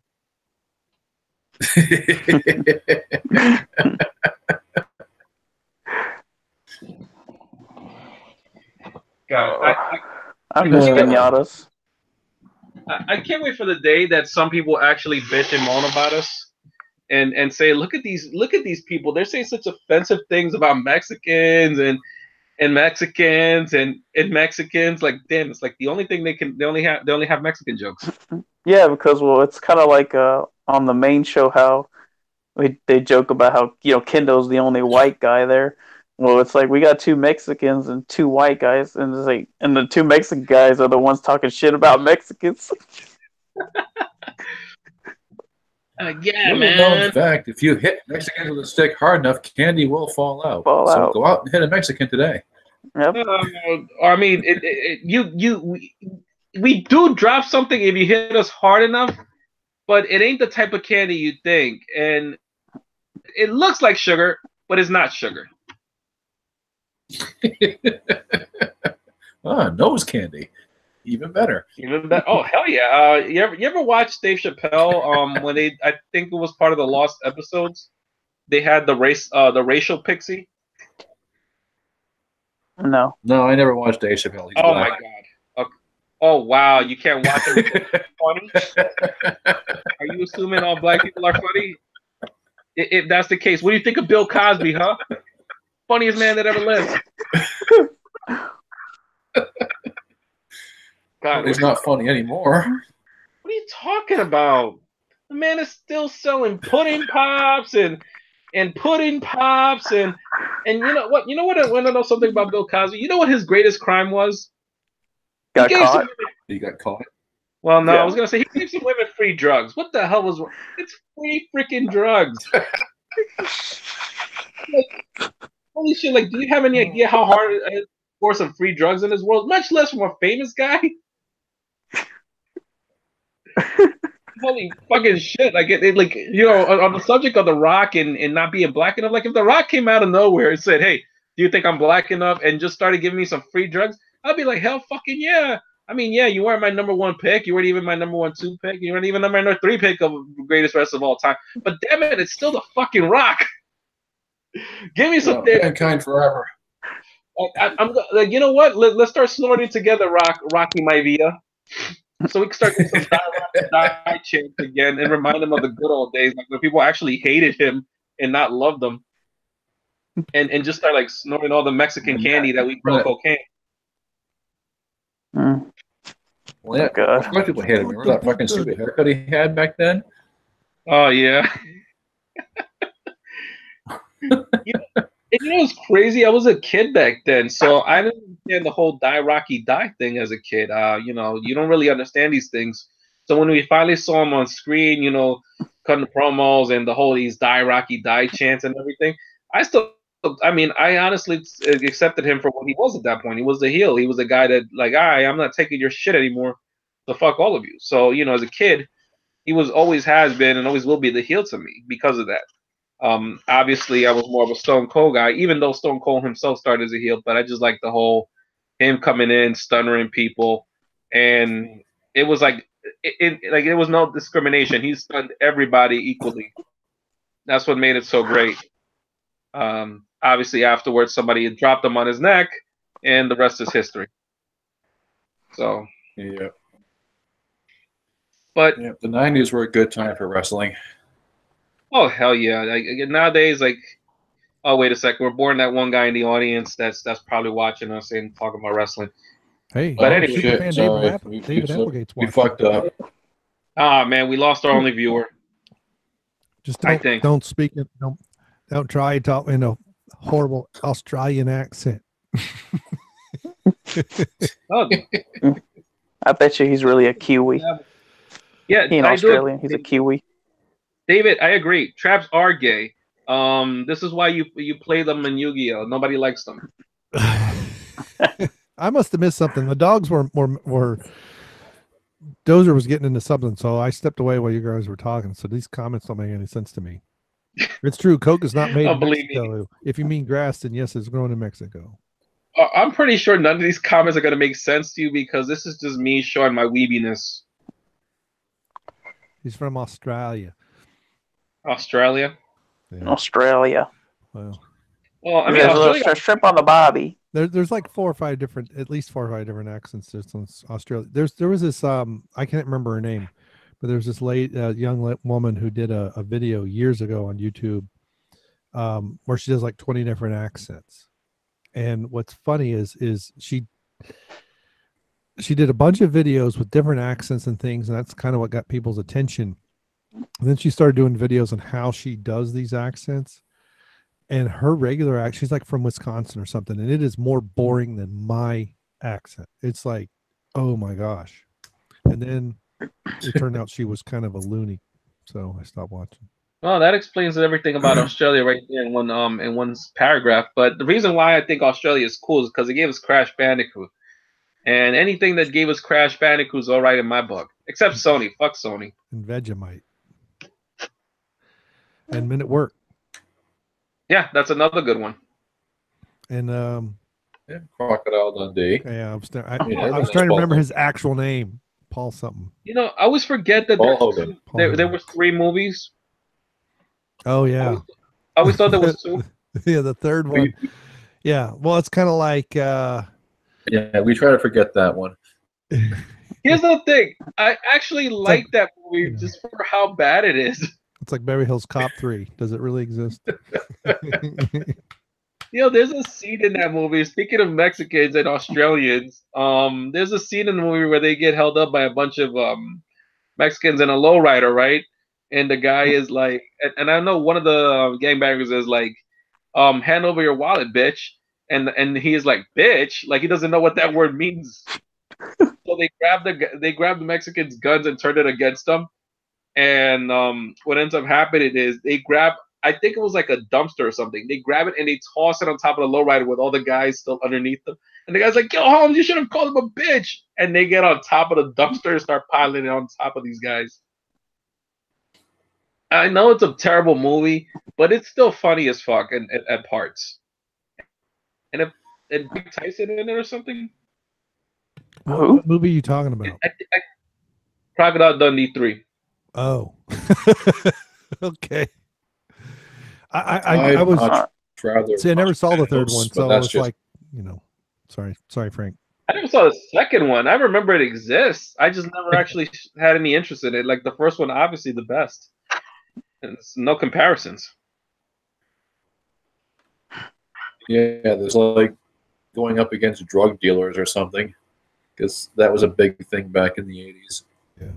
Oh, speaking of the first one, that's the one where he was with that dude, that trap. He was actually with the trap because they're like, "Hey, that's a dude, you know that, right?" And he just walks up and grabs him in the dick. Oh yeah. It's all connected. Just leans.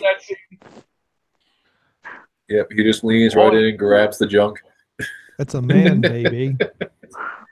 Oi, you call that a dick?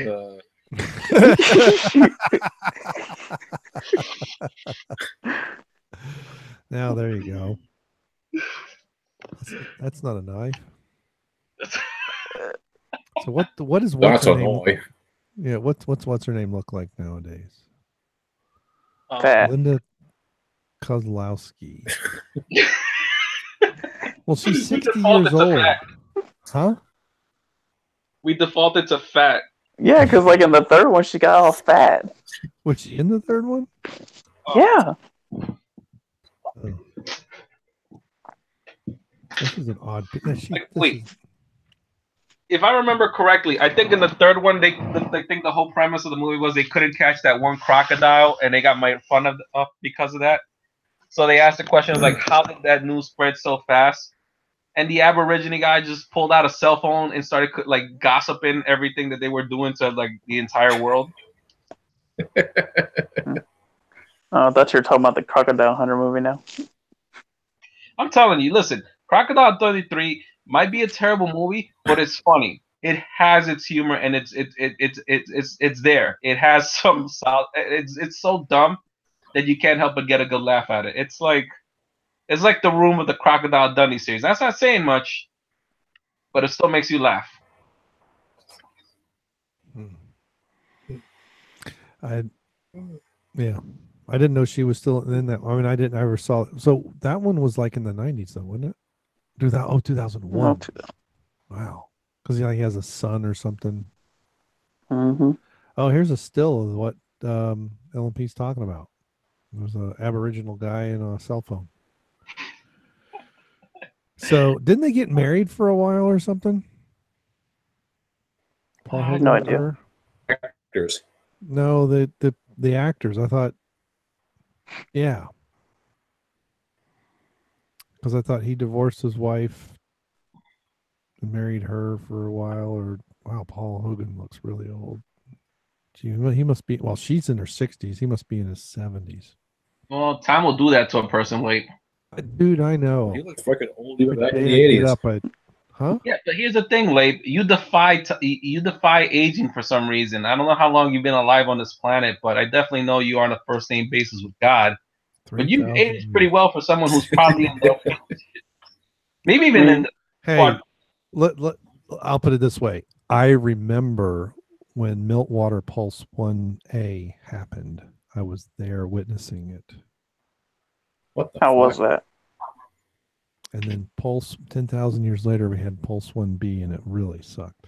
Yeah. It's the things that melted the ice, especially the Meltwater Pulse 1B. That, well, now they're thinking it's probably even less than a year. The oceans rose 400 feet. Well, look, I'm not the one that has a warning science ahead as my logo.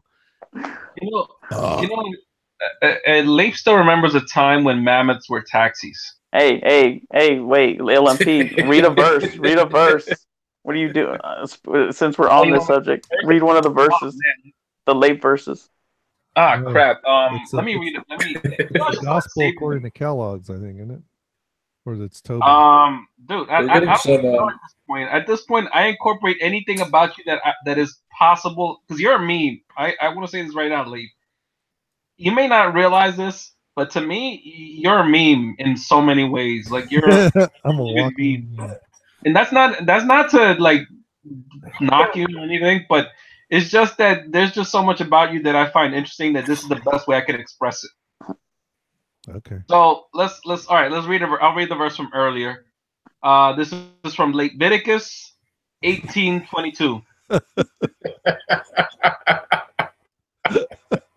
I haven't even started yet. Okay, here we go. Let me try to do my best biblical voice. And the Hebrews spoke to Laban, "Review our beer." Upon taking his drink, Laban spat out, proclaiming, "God, this is all wrong. It's been sitting out too long, and clearly it hasn't been fermented properly." Upon being told it has shit-tasting beer, the Hebrews proceeded to attack Laban. Before a single blow was struck, Late went into his second form and channeled the power of Anus to part the land in two. Just for that, you will be divided. Now, has anyone seen Gal? He asked before leaving the promised land split down the middle.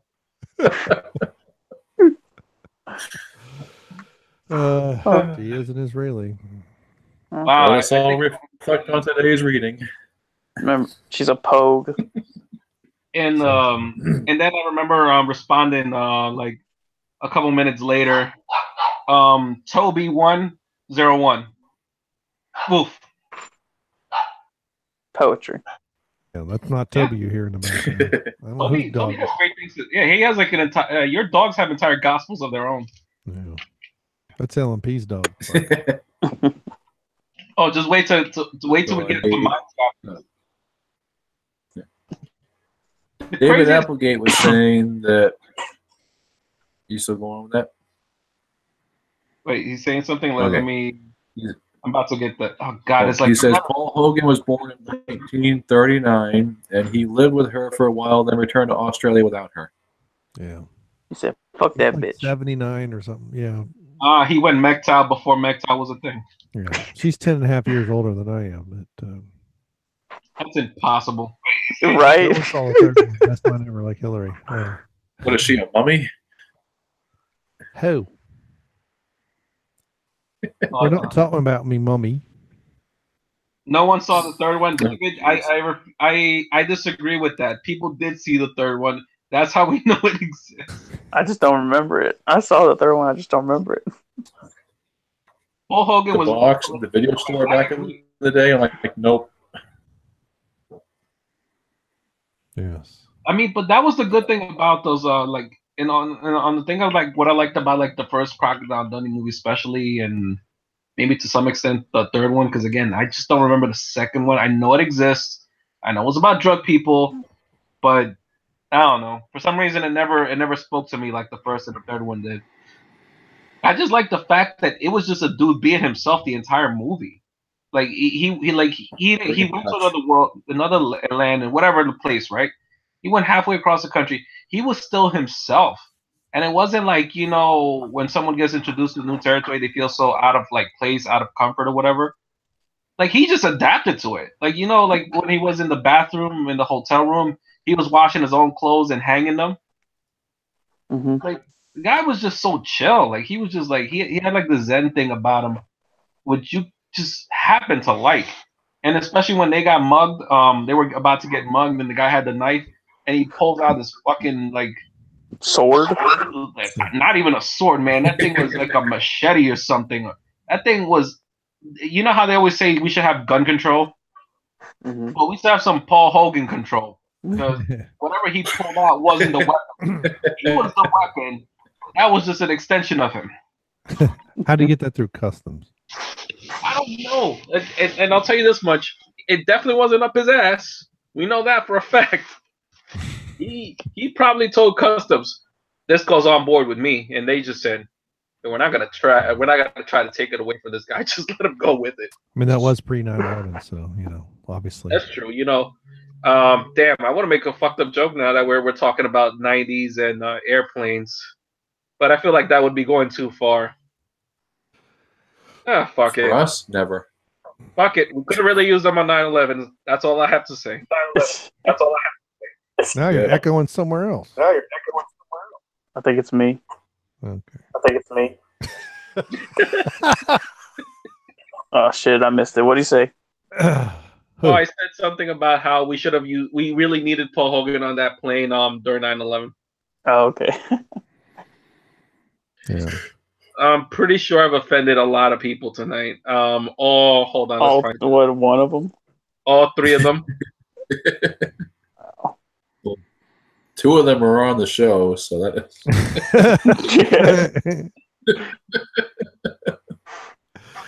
Yeah. Well, maybe we should get Dion to listen so he can be offended too.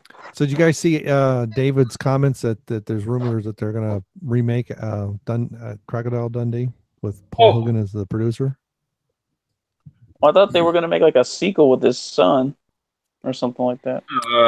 I mean, I know they said it was a Super Bowl thing, but I thought it was just a commercial. They just were playing around saying, "Oh, it's not a real movie or anything."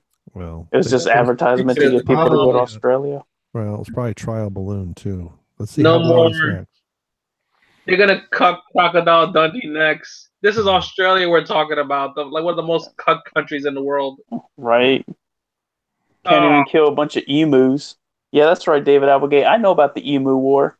Y'all got your asses kicked. Wait. Emus. You're talking about those people that cut their wrists and listen to crap music, right? No, the big bird one. That's my immortal. Oh yeah, were you here last week, LP, when the real author? Oh no, I was trying to join you guys, and I had the same problems I had last tonight. But somehow tonight I finally managed to get through. Yeah. So I was just like, after a while, last week I was like, fuck it, and plus I was tired from the con. God, you would not believe how exhausting it is to go to Comic-Con and basically almost not do nothing all day and be tired because of it at points. Yep. It's mostly just because of how packed it's gotten and what a chore it is to enjoy certain things. Now, I was kind of disappointed, to be honest with you, because at least last year and the years before, you would actually get to talk to people. You see some pretty cool cosplays, and it wasn't just like whatever was popular at the moment. One of my favorite ones was the guy that went as Pyramid Head from Silent Hill 2, and dude looked every bit a part of Pyramid Head. Even go as far as posing for photos and threatening to kill people who wanted them to kill him. Good sport, I will definitely say. I really enjoyed stuff like that. But you didn't see that this year. Like there were some people that put some effort into their cosplays, and I really enjoyed it. Others were just a bunch of thoughts and possibly beta males. I don't know. I don't judge. Just bought the bodysuit and called it a day, and I'm like, God, that's weak. Put some effort into your cosplay. Just a little more. I'm not asking for too much. Just a little more. Maybe live out act out the character a little bit. Just have some fun with it. And I didn't feel that this year. So hopefully next year they make improvements. I was very mad. I was definitely pissed. I'll tell you why, because there was some merchandise I wanted to get, and then by the time we finally get to the front of the line, I'm told, oh, I can't purchase it because I was supposed to get a ticket earlier that day for it. And I'm like, get the fuck out of here. Nobody told me this, and I wasted an hour of my time on this fucking line. I could have been doing other shit that whole time. Should have yelled racist. I wanted to, but the guy was Asian. Ah, hey, they're going after the Asians now too. They went after the white people. Now they're going after the Asian people. But see, here's the thing. I don't want to piss off the Asians. They have good shit. Come on, man. I gotta get my. Where else am I gonna get my Gundams from? Barnes and Nobles. Oh, please. Okay. They want to know what a Gundam is. They're there. They got them. Well, they don't got the good. Like they don't got the model kits I like. It don't matter if you like them. It kind of does. That's the whole point.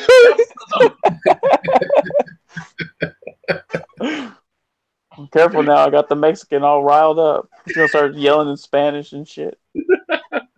You know what I'm trying to do? I'm actually trying to brush up on my German because apparently non-Spanish speakers have a problem with Spanish speakers when Spanish speakers talk in Spanish to other Spanish speakers. I don't know if that made any sense to anybody. So I want to do is it made sense, but watching it go, the icons go back and forth between you and Tap and Die was hilarious, considering he wasn't saying anything. It's now showing the icon of the person that's listening on screen. Oh man. So what it is that now I'm trying to brush up on some basics, like maybe some basic German, Italian, and God knows whatever Asian language I spoke as a kid. Apparently my parents keep telling me a story of how when I was younger I would watch, just so I could watch cartoons, I would watch the Asian channels on basic TV, and I learned how to pick up some Asian language. I don't know what it was, but if I could ever figure it out, I definitely want to pick up some basics, just so I can now have a third and a fourth language to speak whenever somebody wants to like be all nosy when I'm speaking Spanish to other Spanish speakers, and be like, "What are you guys saying?" Just so I can just switch up the language to like a third or a fourth thing and just like completely say something that is fucked up, but they don't know what's going on, so they're gonna be like, I don't know what that is. Well, did you hear? I forget the guy's name. He's the guy from Puerto Rico. He's like Army vet something. Oh, Army Vet Rod. Yeah, Army Vet Rod on one of the Patreon hangouts, and they had no, it wasn't the Patreon hang. It was because what's his name was there. The guy who did the re-edit of The Last Jedi. Oh, Ivan Ortega. Ivan Ortega, yeah. See, this is old stuff I remember, new stuff not so much. But they were talking about different things, and they were both on there, and Rod did, like, I guess he did a thing in Spanish for the like a plug for the WCBS. And then did you ever hear that? I don't remember. I probably might have missed that. Because he spoke really fast, and then Ivan Ortega said, people tell me that, Spanish speakers speak really fast, and then Rod did that, and yeah, we do. He had to admit that he never thought they did, but yeah, they speak quickly. Oh, I mean, yeah, we do kind of speak it very fast. How we even speak English kind of fast sometimes. Well, you were speaking English kind of fast right now, so. I mean, it's kind of like it's kind of like the New Yorker and me also taking over. So it's like you have a combination of already two undesirable traits, New Yorker and Latino. So it's like the English language cannot get butchered any worse. Oh, yes, it can. I grew up in East Tennessee when they taught real non-English like down there. You know what I mean? Oh God, just send some more Latinos to the yonder over the hill. We're gonna learn you real good. We're gonna learn you good, so you know what's up and what's what. So over yonder on that barn there, over that way is another guy, and then that way is my cousin and my sister. They're the same person. I'm trying to do the math in my head right now. I'm hitting a like a brick wall. Math in your head?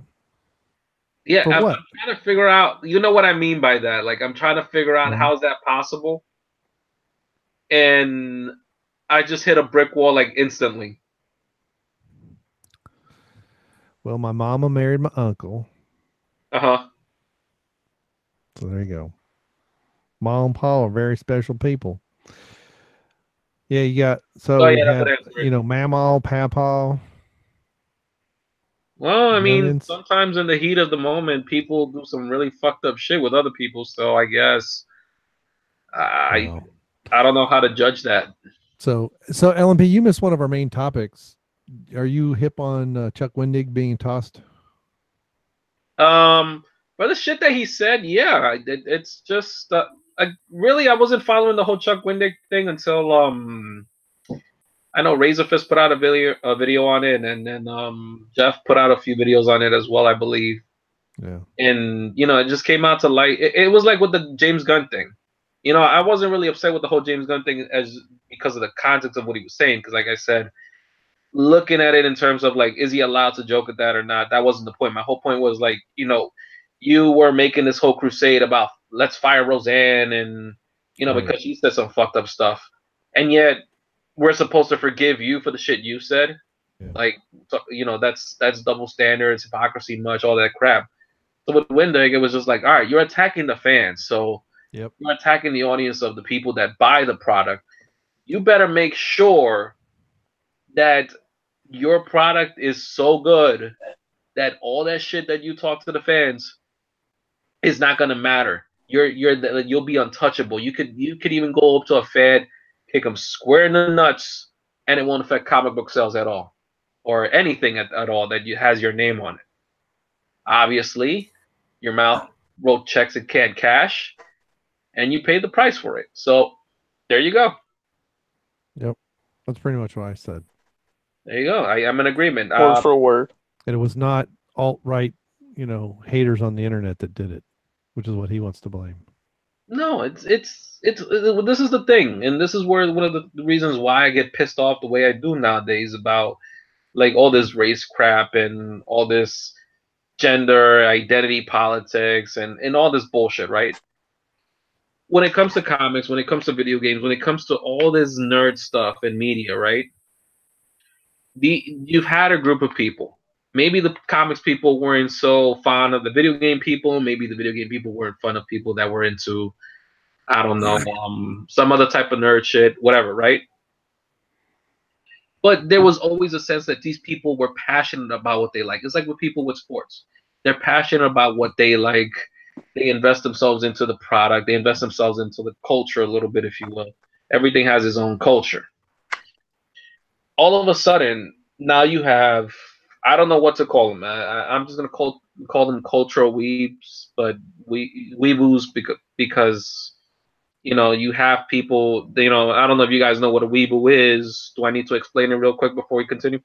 We understand what a weeboo is. Mm-hmm. Okay, good. So as long as you guys understand it, yeah. So we have basically these cultural weeboos that invaded nerd culture, and all of a sudden started making demands that, oh, this isn't represented properly, or we need to consider these people, or and any criticism of it was met with you're racist, you're sexist, you're transphobic, and it was getting ridiculous to the point that it's like you couldn't even express any criticism about something without being labeled with something and being cast out of the very thing you liked. Like, look at what they did to video games. Look what they did to comics. Look at what they were doing to movies. Look at everything. And the writing was on the wall for a very, very long fucking time. And I know I'm going to tangent about something that it's probably beyond the point, but let me just try to wrap it back to the whole Wendig thing. And the problem is that a lot of these guys now became the guys that were in charge of the media that we liked. And all of a sudden, they were calling the shots. And this is how you have the shit that we have nowadays. This is why I always say I'm not for this diversity crap. I'm not for this inclusivity crap. Because if you really, really enjoyed the product, if you really were invested in the culture, you didn't need freaking movies to be invested in it. You didn't need it to be the most popular thing on the planet, right? Like going back to Comic-Con. Why is it so packed nowadays? Because you have all these people that were never into these things all of a sudden being told, hey, you should be into it. And they feel like they're a part of it now because they go to one convention, when the reality is there have been people out there investing their time and effort into these things way before. Hell, even I would say to some extent, I've only started going to Comic-Con in the last couple years. I didn't used to make a big deal about it before, and I only went because friends told me to go, but I really enjoyed the experience. So before I go on a tangent and go further than making my point, the point is all this crap wasn't all this nonsense this is what has given a lot of this power to these people who basically have no understanding of the media. Wendig is a big example of it. You're someone who is in a position because you're playing the narrative. You're going with the flow, so to speak. You're not a trailblazer. You're not a trendsetter. You're nobody. You're somebody that's just going with the flow, going with the trend, and you're convincing yourself you're a pretty big fucking shot. But you know what? You're nothing. You're nobody big. That, like I said, if he were to kick somebody square in the nuts, if he was really that big of a deal, he could have gone outside, quick, kicked any amount of fans square in the nuts. It would have affected comic book sales. So I'm glad that he's done. He got the boot. Others get the boot too, and I hope that sends a message to people like, listen, you can't just come in and start invading what people like and just changing the culture, you know? So, long story short, don't trust Mexicans. Don't trust what? Don't trust Mexicans. I had a feeling this was gonna go there. No, but on some serious stuff, because of not only the Wendig thing, but the Rock thing pissed me off too for that very same reason. And here's the thing that I wish the guys had done on the show last night, because I did catch this part up until they finished that segment, and I wish they had gone into the comment section of that article. And if you really wanted to see cancer, the article alone was pretty like cancerous, but gone to that comment section, yo, the level of mental gymnastics there was insane. I could have heard the circus music and already playing in my mind, reading those comments like and I think anybody that had any reasonable arguments to be made, like counterpoints to that article, was instantly met with all sorts of criticism, especially one that was like, you know, where we're talking about someone who's not being black enough because he's only half black, right? They said, so why is it okay? And they brought up a good point, like, hey, when it was the previous president, why all of a sudden now he is held as this great black leader when he was only himself half black? And the mental gymnastics started. And I was like, this is exactly my point. These people never gave a shit about John Henry. What it was, and I think the idea of the John Henry movie was tossed around for some time before this even became news. And I know The Rock, I think, was one of the people that were like being considered. And I always thought Rock would make a good choice because one, he's very well known, he's very well liked, and he has that look. Not for nothing, yes, they probably are darker people than The Rock out there. But name me really realistically who you think would have been a better fit. You guys give me an idea. Idris Elba. Idris Elba. Anybody else? You know what? Let me change mine. Arsenio Hall. Arsenio. Fuck, we should have made Kevin Hart. You know what? Actually, they should have put Kevin Hart. He's black enough, right? Woo. If we're talking about skin tone, then it won't matter if he doesn't look the part. At least the right race. No, have Paul Rubens in blackface. It'd be perfect. Oh my God, yes. Can you imagine going on Pee-wee's Playhouse during the ages of slavery while working on the railroad all live long day? I'm gonna beat the machine.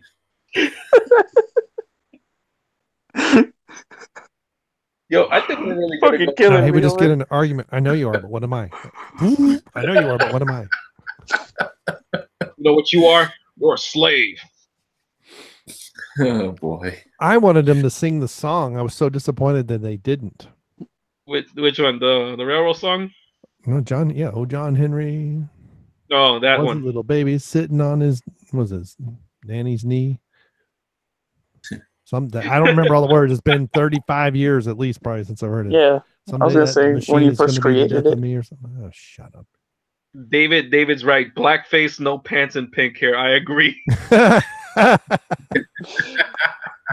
Pink hair will the pink hair will help calm the storm.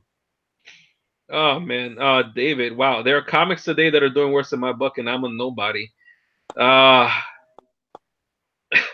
I wouldn't say, well, to be okay. Maybe in the grand scheme of things, I understand what you're saying about yourself, but you're pretty self-aware type of guy, and I think that's the thing that really is needed with a lot of these people, and especially in the comics industry.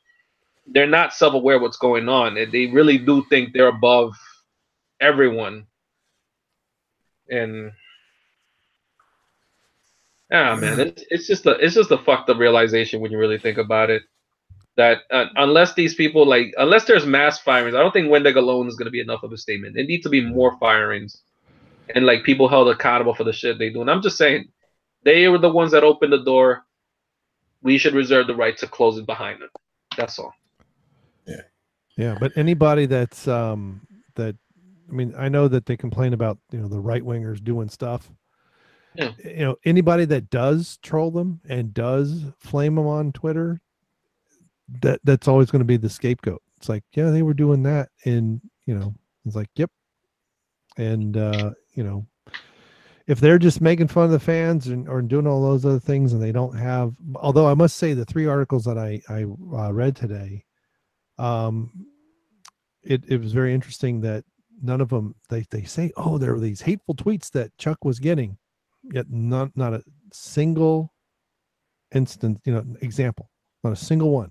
They had Chuck's tweets and they had some other stuff, but they never had a single, on 3 different articles, 3 different sites, 3 different authors, maybe.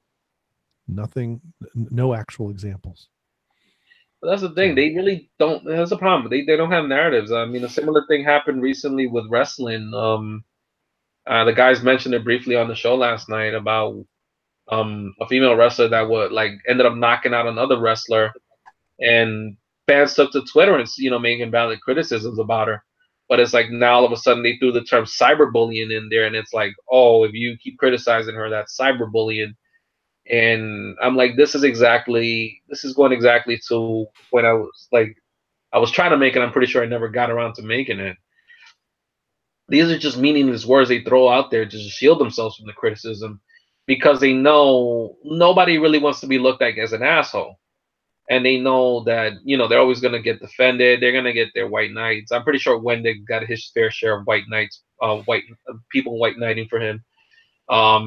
And let that comment mean whatever you want it to mean.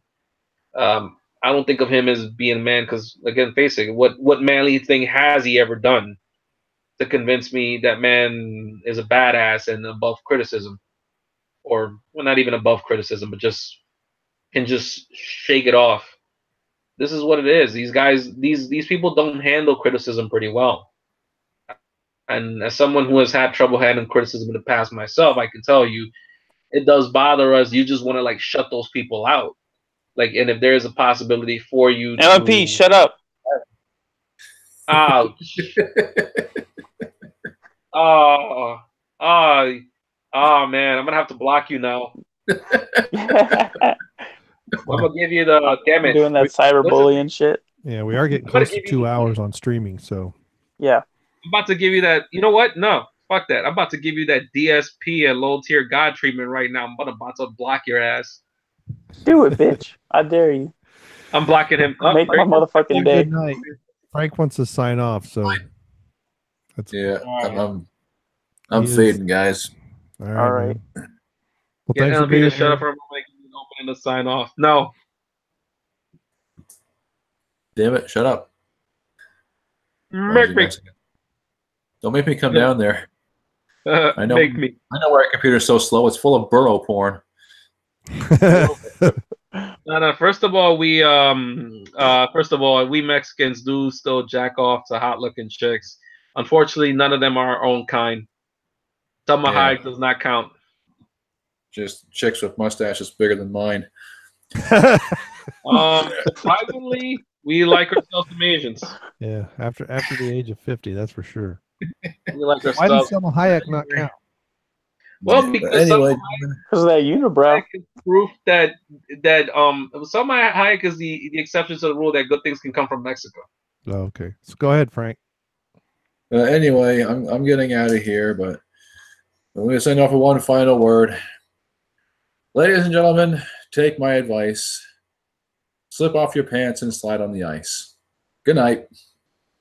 That's a weird way to jerk off, but okay, good night.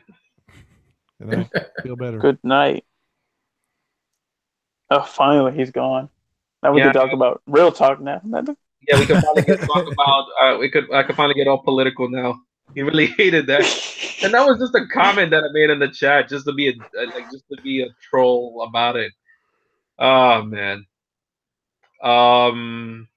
Damn it. I mean, I like David Applegate on some serious shit. I like that you're very invested in us right now. Just commenting back and following what we're saying on chat. And yeah, I do agree. I don't know if you like her, but I don't like Ronda Rousey anymore. That whole after the first loss to what's her face, she became such a bitch. Especially when she went on Ellen DeGeneres, started crying her eyes out. About how that loss made her suicidal and everything. I'm like, God damn, weren't you supposed to be the baddest woman on the planet? And all of a sudden you all suicidal over a loss and bringing up your dad's suicide, and you should go home and have your man's baby. Yeah. You just set feminism back to the Stone Age with that one. Yeah, but don't you think it's part of the script? See, I would like to believe that, but then came the fight with Amanda Nunes, and Amanda Nunes forced her into retirement. She got knocked out by a Brazilian lesbian.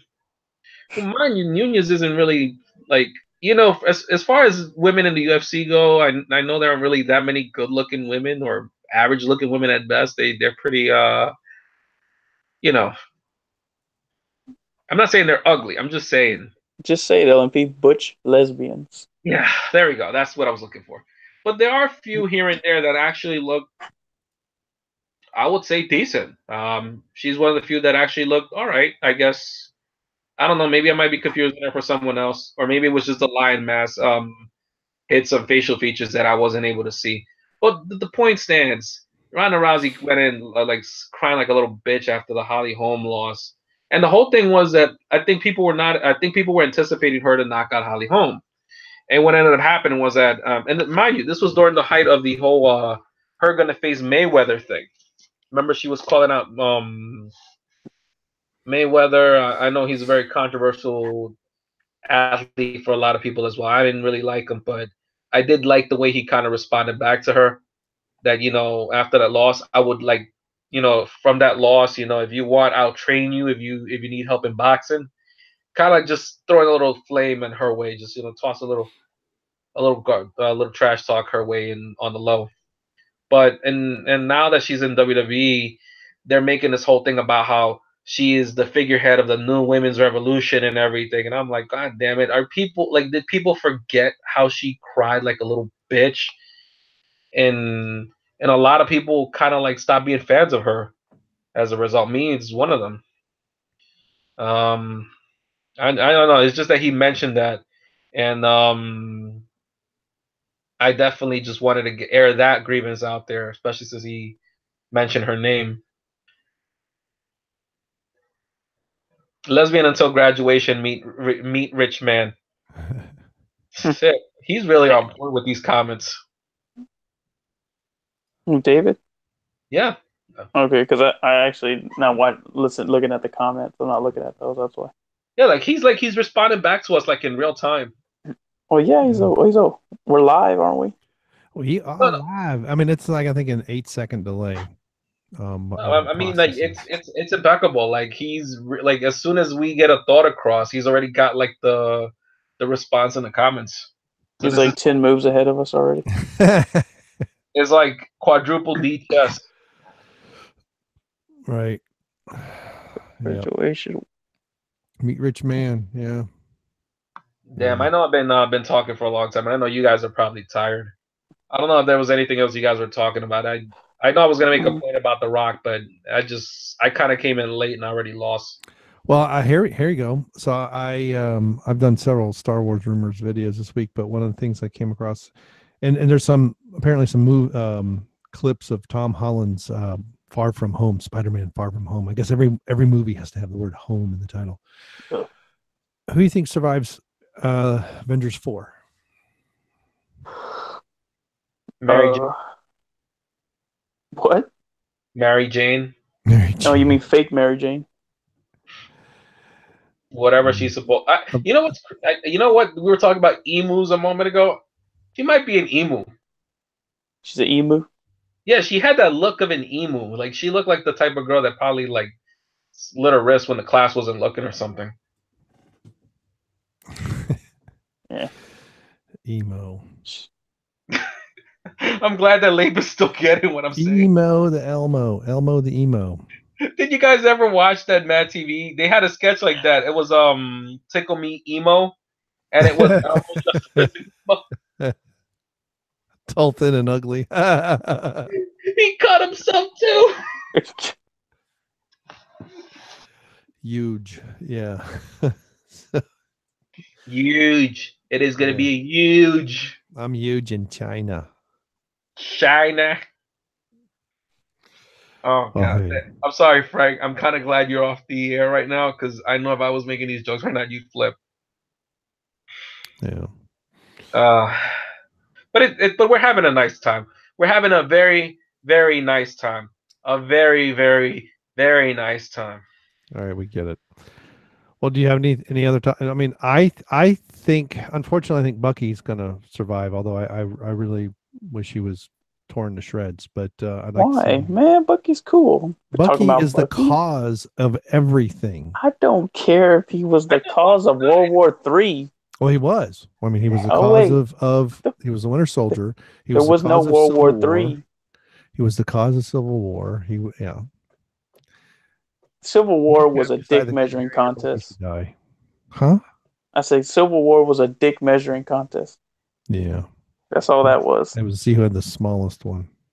Hey, Civil War was... Oh, wait. I thought we were talking about Winter Soldier. My mistake. It was dumb. What? Civil War? Or Winter Soldier? Both of them. Winter Soldier was barely palatable, and Civil War was just stupid. Well, listen, Winter Soldier's whole purpose was to make what's his name? Robert Redford relevant again. Yes. Okay, now it makes more sense. Okay, see? In that light, it makes sense. See? Damn you. There. See? LNP restore some dignity to the Marvel franchise. But, yeah. Well, but he still died, though. I didn't see Age of Ultron, so then with Civil War, it was like, why have Iron Man and Captain America completely flipped personalities? Because they want to fuck each other. Apparently. I was like, wait a minute. Maybe they do. Maybe they're. I mean, you saw how he was slamming his shield into him. That was a metaphor of how he wants to penetrate him. He wants to. Well, he was trying to, slam that thing into his hole in his chest. Mm-hmm.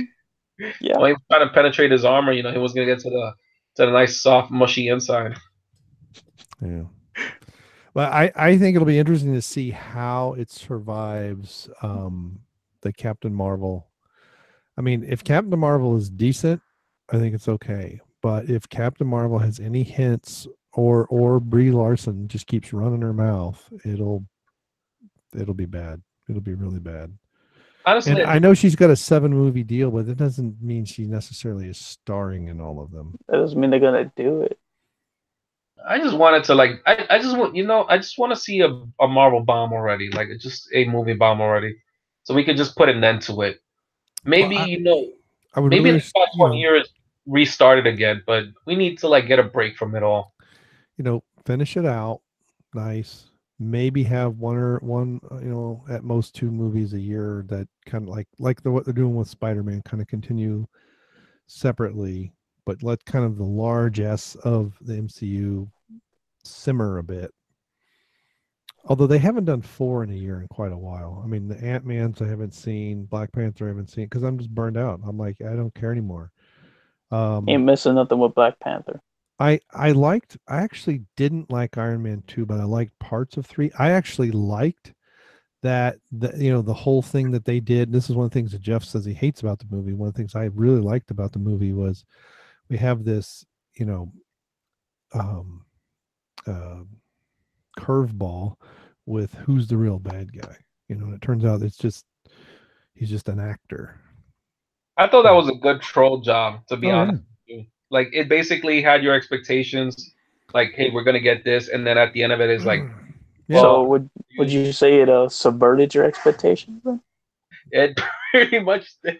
No, but it was a side. It was a it was a swerve, right? It all of the marketing and even the movie itself led you to believe that this was the, that The Mandarin. the Mandarin was the bad guy, and it turns out he's just a pawn. Yeah, the whole King time Sid in was that just a movie, pawn. I thought it was gonna be MODOK, like at the end of it, because they kept referencing AIM, and I was like, wait a second, isn't MODOK attached to that organization? From what I do know, I don't know too much about some of the villains, but I was like, wait a second, are we gonna get MODOK instead? And towards the end, I was really anticipating it. That's where I could see why people were upset with it, because at the end the villain revealed that it was just, what was it, the extermin? I can't remember the name of it.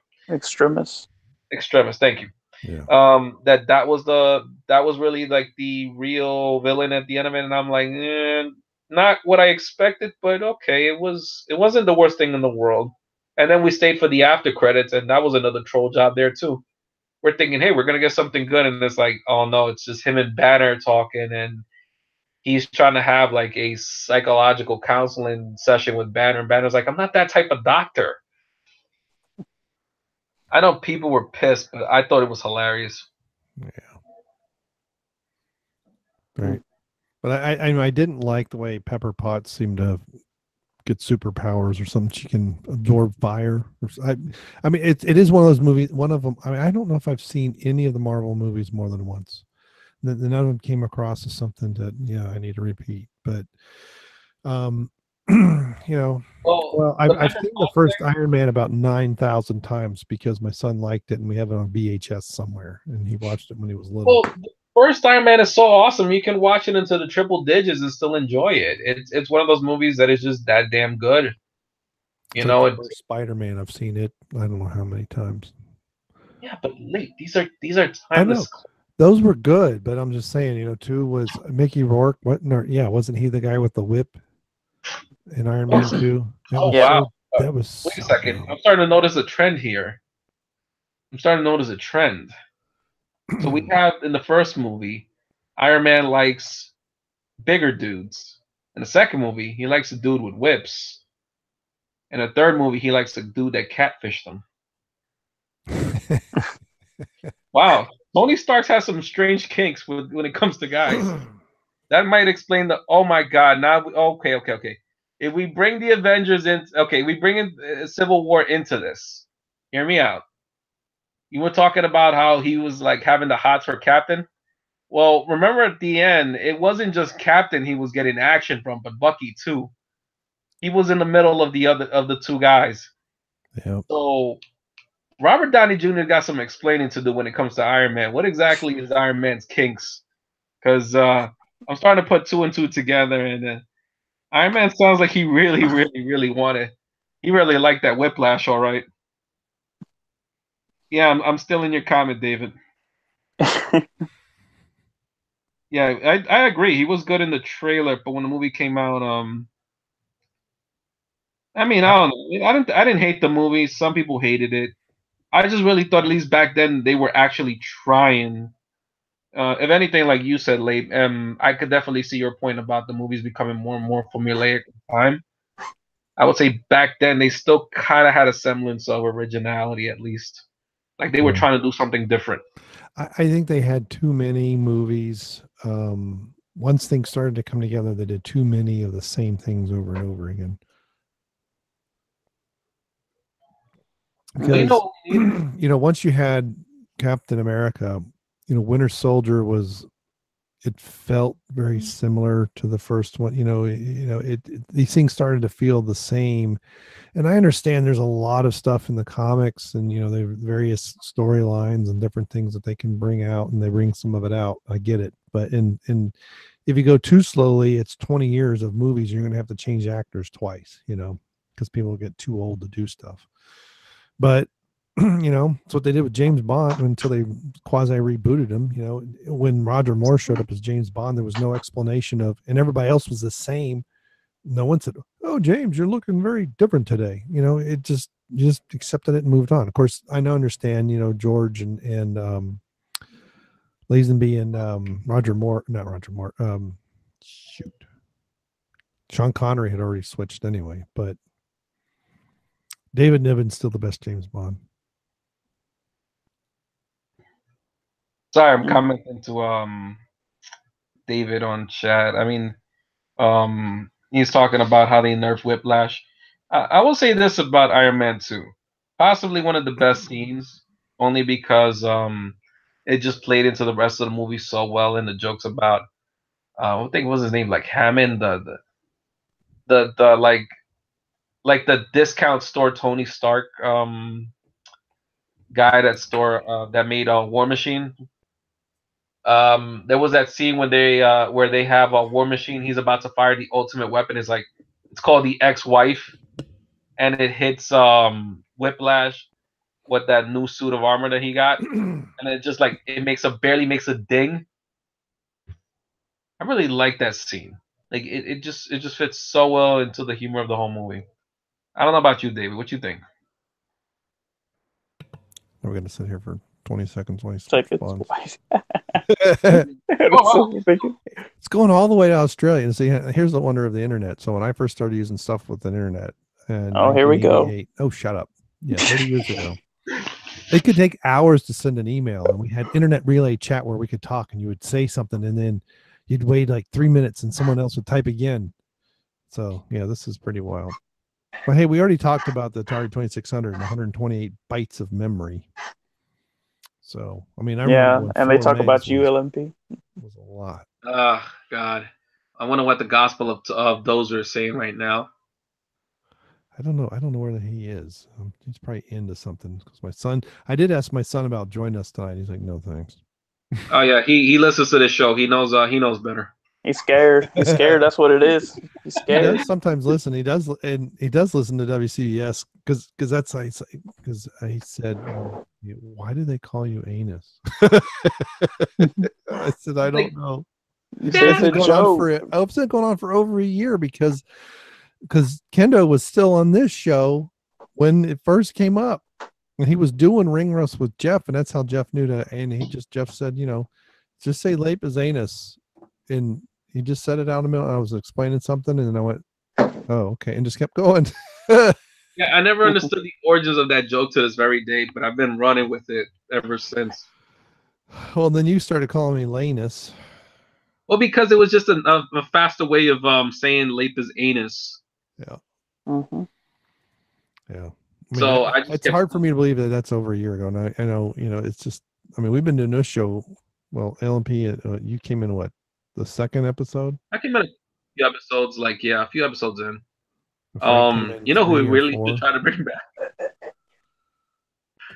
You know what we should really try to bring back? We should bring back some of our former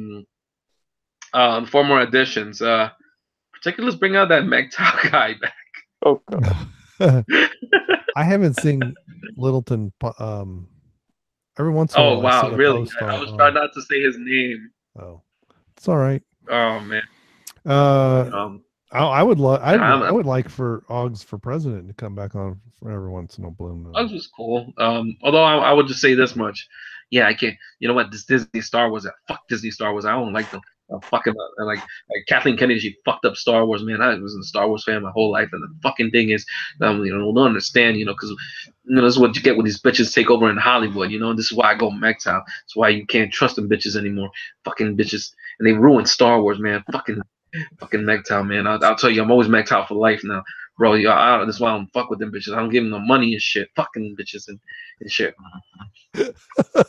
Oh, God, that actually. Now, if you could just do that with a little more of the right accent, you almost got it. I can't. That you need a little bit more anger too. That actually hurt. That actually hurt my lungs to do. And mind you, he does it so flawlessly for like 10 minutes. Oh yeah, it's like he doesn't even breathe. It's like he breathes through his eyeballs or something. It's like it's a run-on. He didn't even have a breath. It just. Mind you, I've listened to his early videos and enjoyed them. Yeah, Well, does he still have like 9 channels? I think he still has a channel because I was looking into it like the other what was it, 2 weeks ago when we mentioned him again, I think, or something like that. Yeah. And I looked at him and was like, oh shit, he's still doing videos. Yeah. It's every once in a while I see a Facebook post. Usually it's with him doing something with his niece or something. But yeah, I haven't seen yet. Well, hey, look, I'm the one who did the what did I do? An hour and a half with him. How long was the fan trial? I have no idea. I think it's still out there. Did I put that? I think I put it on my channel. We should have him and Eddie Cantillo have a debate with each other. Yeah. Won't last long. Let's just have the debate. Like, what do you think is the greatest like Star Wars movie? Yeah, that was a long time ago. Gee whiz. Well, I was like, well, see, that's what we were trying to figure because Kendo was leaving and he was getting more involved with CBS and we needed a replacement. Then we had Eric Ward until he got a new job and now it's sounds like it's about to kill him. Yeah, it's what it is that he can't fap to Leanne Macaboobs anymore, and that's perfectly fine because from what I understand, she likes herself some dark skinned dudes. So I'm about to make my move on her, Eric. Oh, come on, YouTube, load all my daggone videos. I can't get my daughter to do beer reviews with it. I keep telling her people say, maybe I'll get my wife to do them with me. She hates beer though. Honestly, your daughter would help improve your beer reviews just a bit, only because we just like to see her reactions and her lack of actual review substance. Well, it is the interaction, the interaction between us that people really like. Yeah, I do. In fact, that's one of the reasons I feel we should have her on the show because obviously we know she thinks we're weird. She doesn't really probably she thinks I'm weird. She hasn't even seen me talk. You never listen to me talk. Said it in videos before. Dad, your friends are weird. Obviously, that was a bad impression of her, but I think I'm spot on in terms of like the actual dialogue. It's probably like, hey, your friends are weird, Dad. Yeah, got to do it a little deeper. Yeah, she doesn't talk that high pitched. Listen, I can't like imitate everybody's voice, all right? Like, I know what she sounds like, but at the same time, I'm not gonna be able to imitate that. And if I am able to, chances are I might need to get myself checked. Did you just say mimitate? Yeah, imitate. I said that. I think I was trying to say mimitate, and it came out mimitate. That's a word now. Mimitate. Yep. You better mimitate me, right, boy. I better imitate you. Shoot, you better imitate me. I'll mimitate your butt on the next week. Okay, Loudy, calm down. Relax. Yeah. He's into basketball, is not Mexicans. Well, thanks a lot, David. We gotta just every once in a while randomly tag Phil in a post on the Facebook group. Get out of the left lane. Don't say, "Hey, old man Phil, get out of the left lane." We should tag Loudy and tell him to get back on the show and discuss wrestling with me, so we could just like go back and forth for like an entire hour and make no point whatsoever. Yeah. Well, he's coaching football, and it's we're on Friday nights, and that's when the high school football team plays. So until football season's over. Damn it, Loudy! Tell your team to lose already. Which it should be. It's going to cut 2 more months, right? We'll go into November or December. I'm not sure when. I know the fall soccer season is getting close to being over for high school soccer. Guy I work with, his son plays, so that's how I know. So I got a question for you guys. We have no answers. Just listen to questions. We'll tell you no lies. All right. You know what game that's from? You could be listener of the week. That's the question. I was when he said you could be listener of the week. I'm just thinking to myself.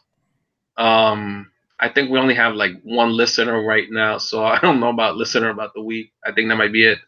Anyways, so here's the thing. If we like related to the main show, could bring back any other character from the main show, you know what I mean by that. Who would it be? Dan. That's a good choice. Back to this show or back to the main show? He said the main show. Main show. Just Well, he even said. give them for a day, even if it's for a day. Joel. Oh hell, I should have said Joel. Because what I like is many times Joel could disagree with Jeff and Dion and not get yelled at, like unlike Dustin. You know, I was gonna say Phil only because of his foot, but I think I'm gonna switch it to Joel for that reason. Yeah, I want Joel back. Yeah, I'm switching mine to Joel. I almost said Dustin only because I just wanted them to go. I just missed those moments when him and Dion would go at each other's throats, and then Dion would almost always bring up at least, and he would almost say it like this. Well, at least I'm not always staring at dicks all day on the computer, and it was like, yo, the argument is over. Not because he made any good valid points, but because he always brings back the staring of dicks. Yeah. Mm-hmm. Yeah. No, and I know Joel was only on what 8 or 9 episodes. He wasn't even on very many. Mm-hmm. I know Kendo out there knows the exact number. So. Ken will probably know like the exact everything at this point. He probably has all the secrets that and knows all the secrets that we don't know. Yeah. Mm-hmm. Well, I mean, he did listen to all episodes and figure who was on when, you know, how many times, and so I guess Phil was the 4th most attender until Kendo passed him. Was it, or no? Is he past him or about to pass him? I think he passed him already. Yeah. Well, He just passed him recently. Yeah. Here's the thing. Phil, that's not a fair statistic because sometimes Phil would just like leave his foot on the show and make that count as an appearance. That's not fair. It's not like the damn thing talks. Yeah. Told you that was a myth, right? What, the foot? Yeah. Oh, really? This whole time? Oh shit! Who would have known? I refuse to believe. He really is diabetic, but he's still. Oh, I can believe that.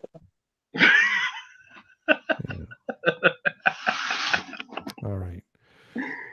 Oh man, yo, I think this is the most fun we've had in such a long time that we've actually exhausted ourselves. Yeah, Mm-hmm. I'm getting tired. Yeah, I didn't even get to talk about the other topics we were going to talk about. All right, fine. Let's just. I had a topic. Remember? I had a topic. Yeah, go ahead then. No, I was just save it for the next episode. You sure? Because we're really deep in this. You know what I mean? That's what she said. All right. Let me let's take some questions from chat.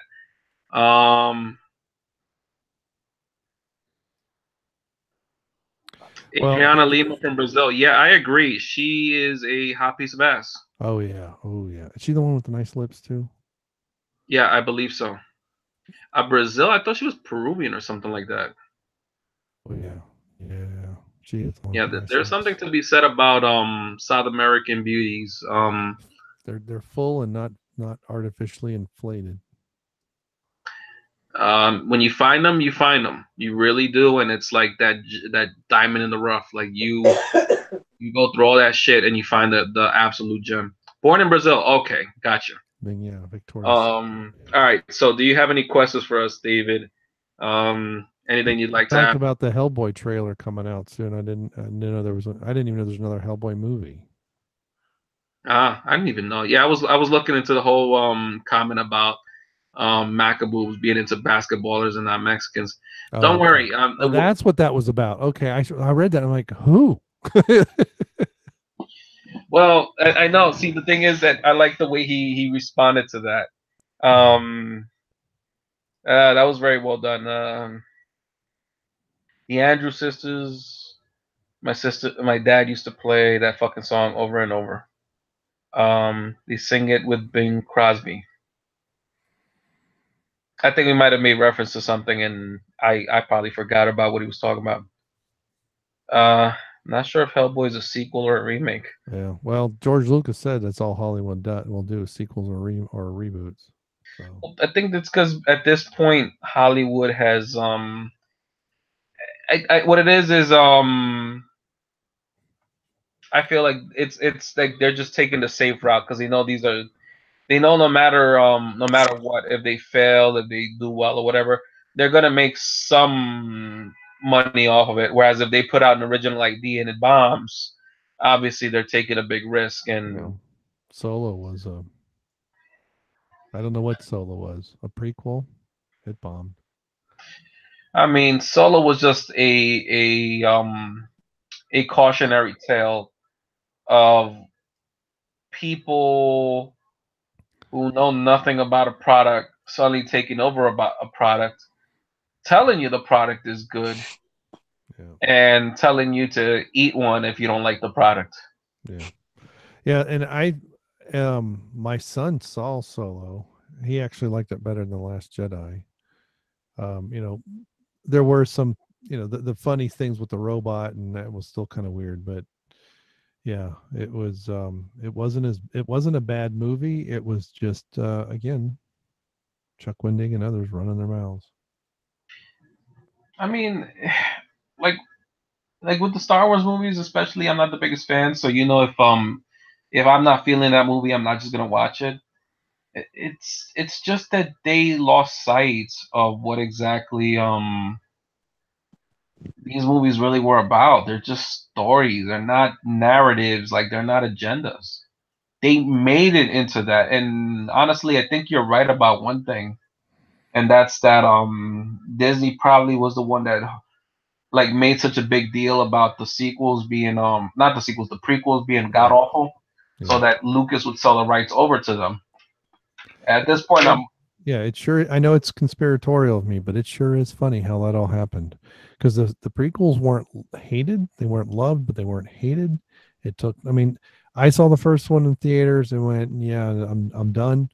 But I know a lot of people that liked them, old and and new fans, and then all of a sudden there was this building hatred for them, and Lucas kind of threw up his arms and did nothing and kind of sat on it, and then, oh look, he's selling the Disney. So, but it could have been happenstance, and I know some people, some of the actors caught a lot of crap from fans, and it's like, it's not their fault. They don't write the lines, they're not the one directing it.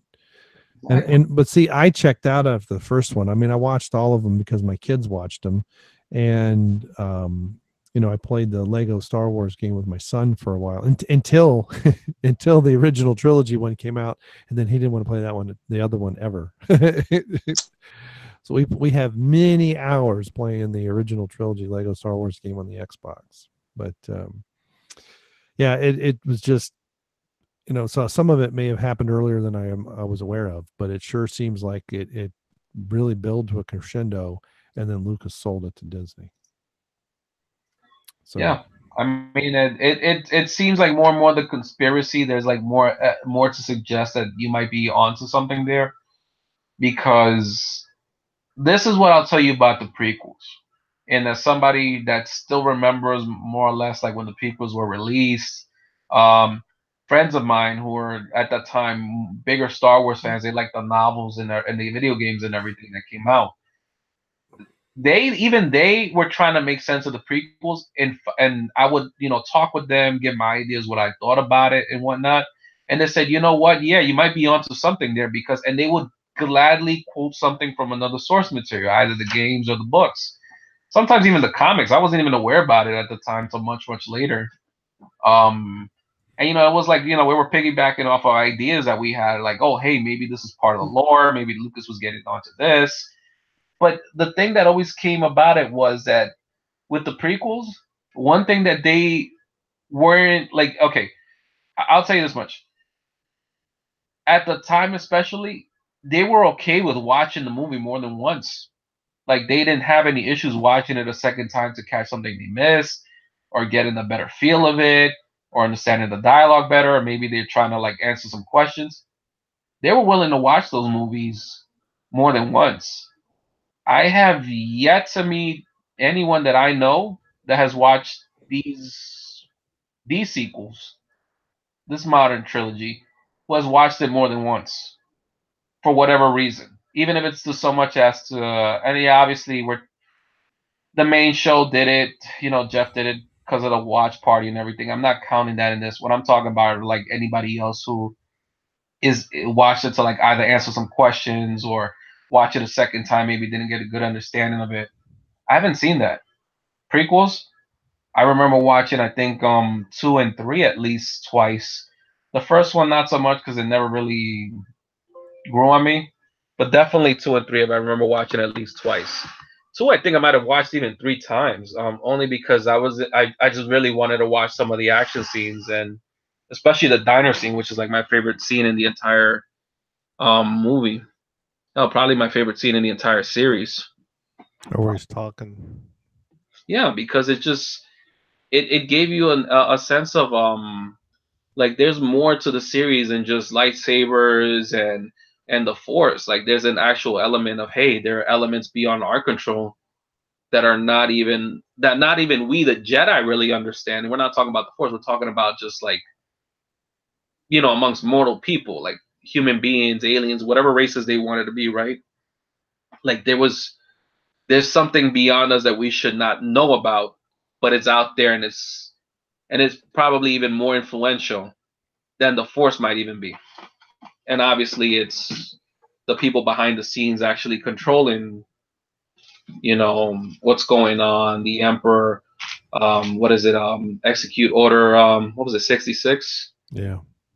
So, you know, it's one of those scenes that really speaks to me and kind of sets into motion like what will happen later in the series. That it's not about what you see. Beep boop, beep boop. Yeah, he's beep booping them. It's just We've been on too long. a nice now kicking in, and now I'm getting tired. The angels of It's New not York are what getting to him. you see on the surface. It's about what you it's about what's behind the curtain. That's what I'm trying to get at. That's why I love that scene. It's the man from Oz. Well, LMP, you're breaking up, man. That might be our signal to start wrapping up for real. Mm-hmm. Once it's getting well, if you manage to hear it, basically it's just my favorite scene.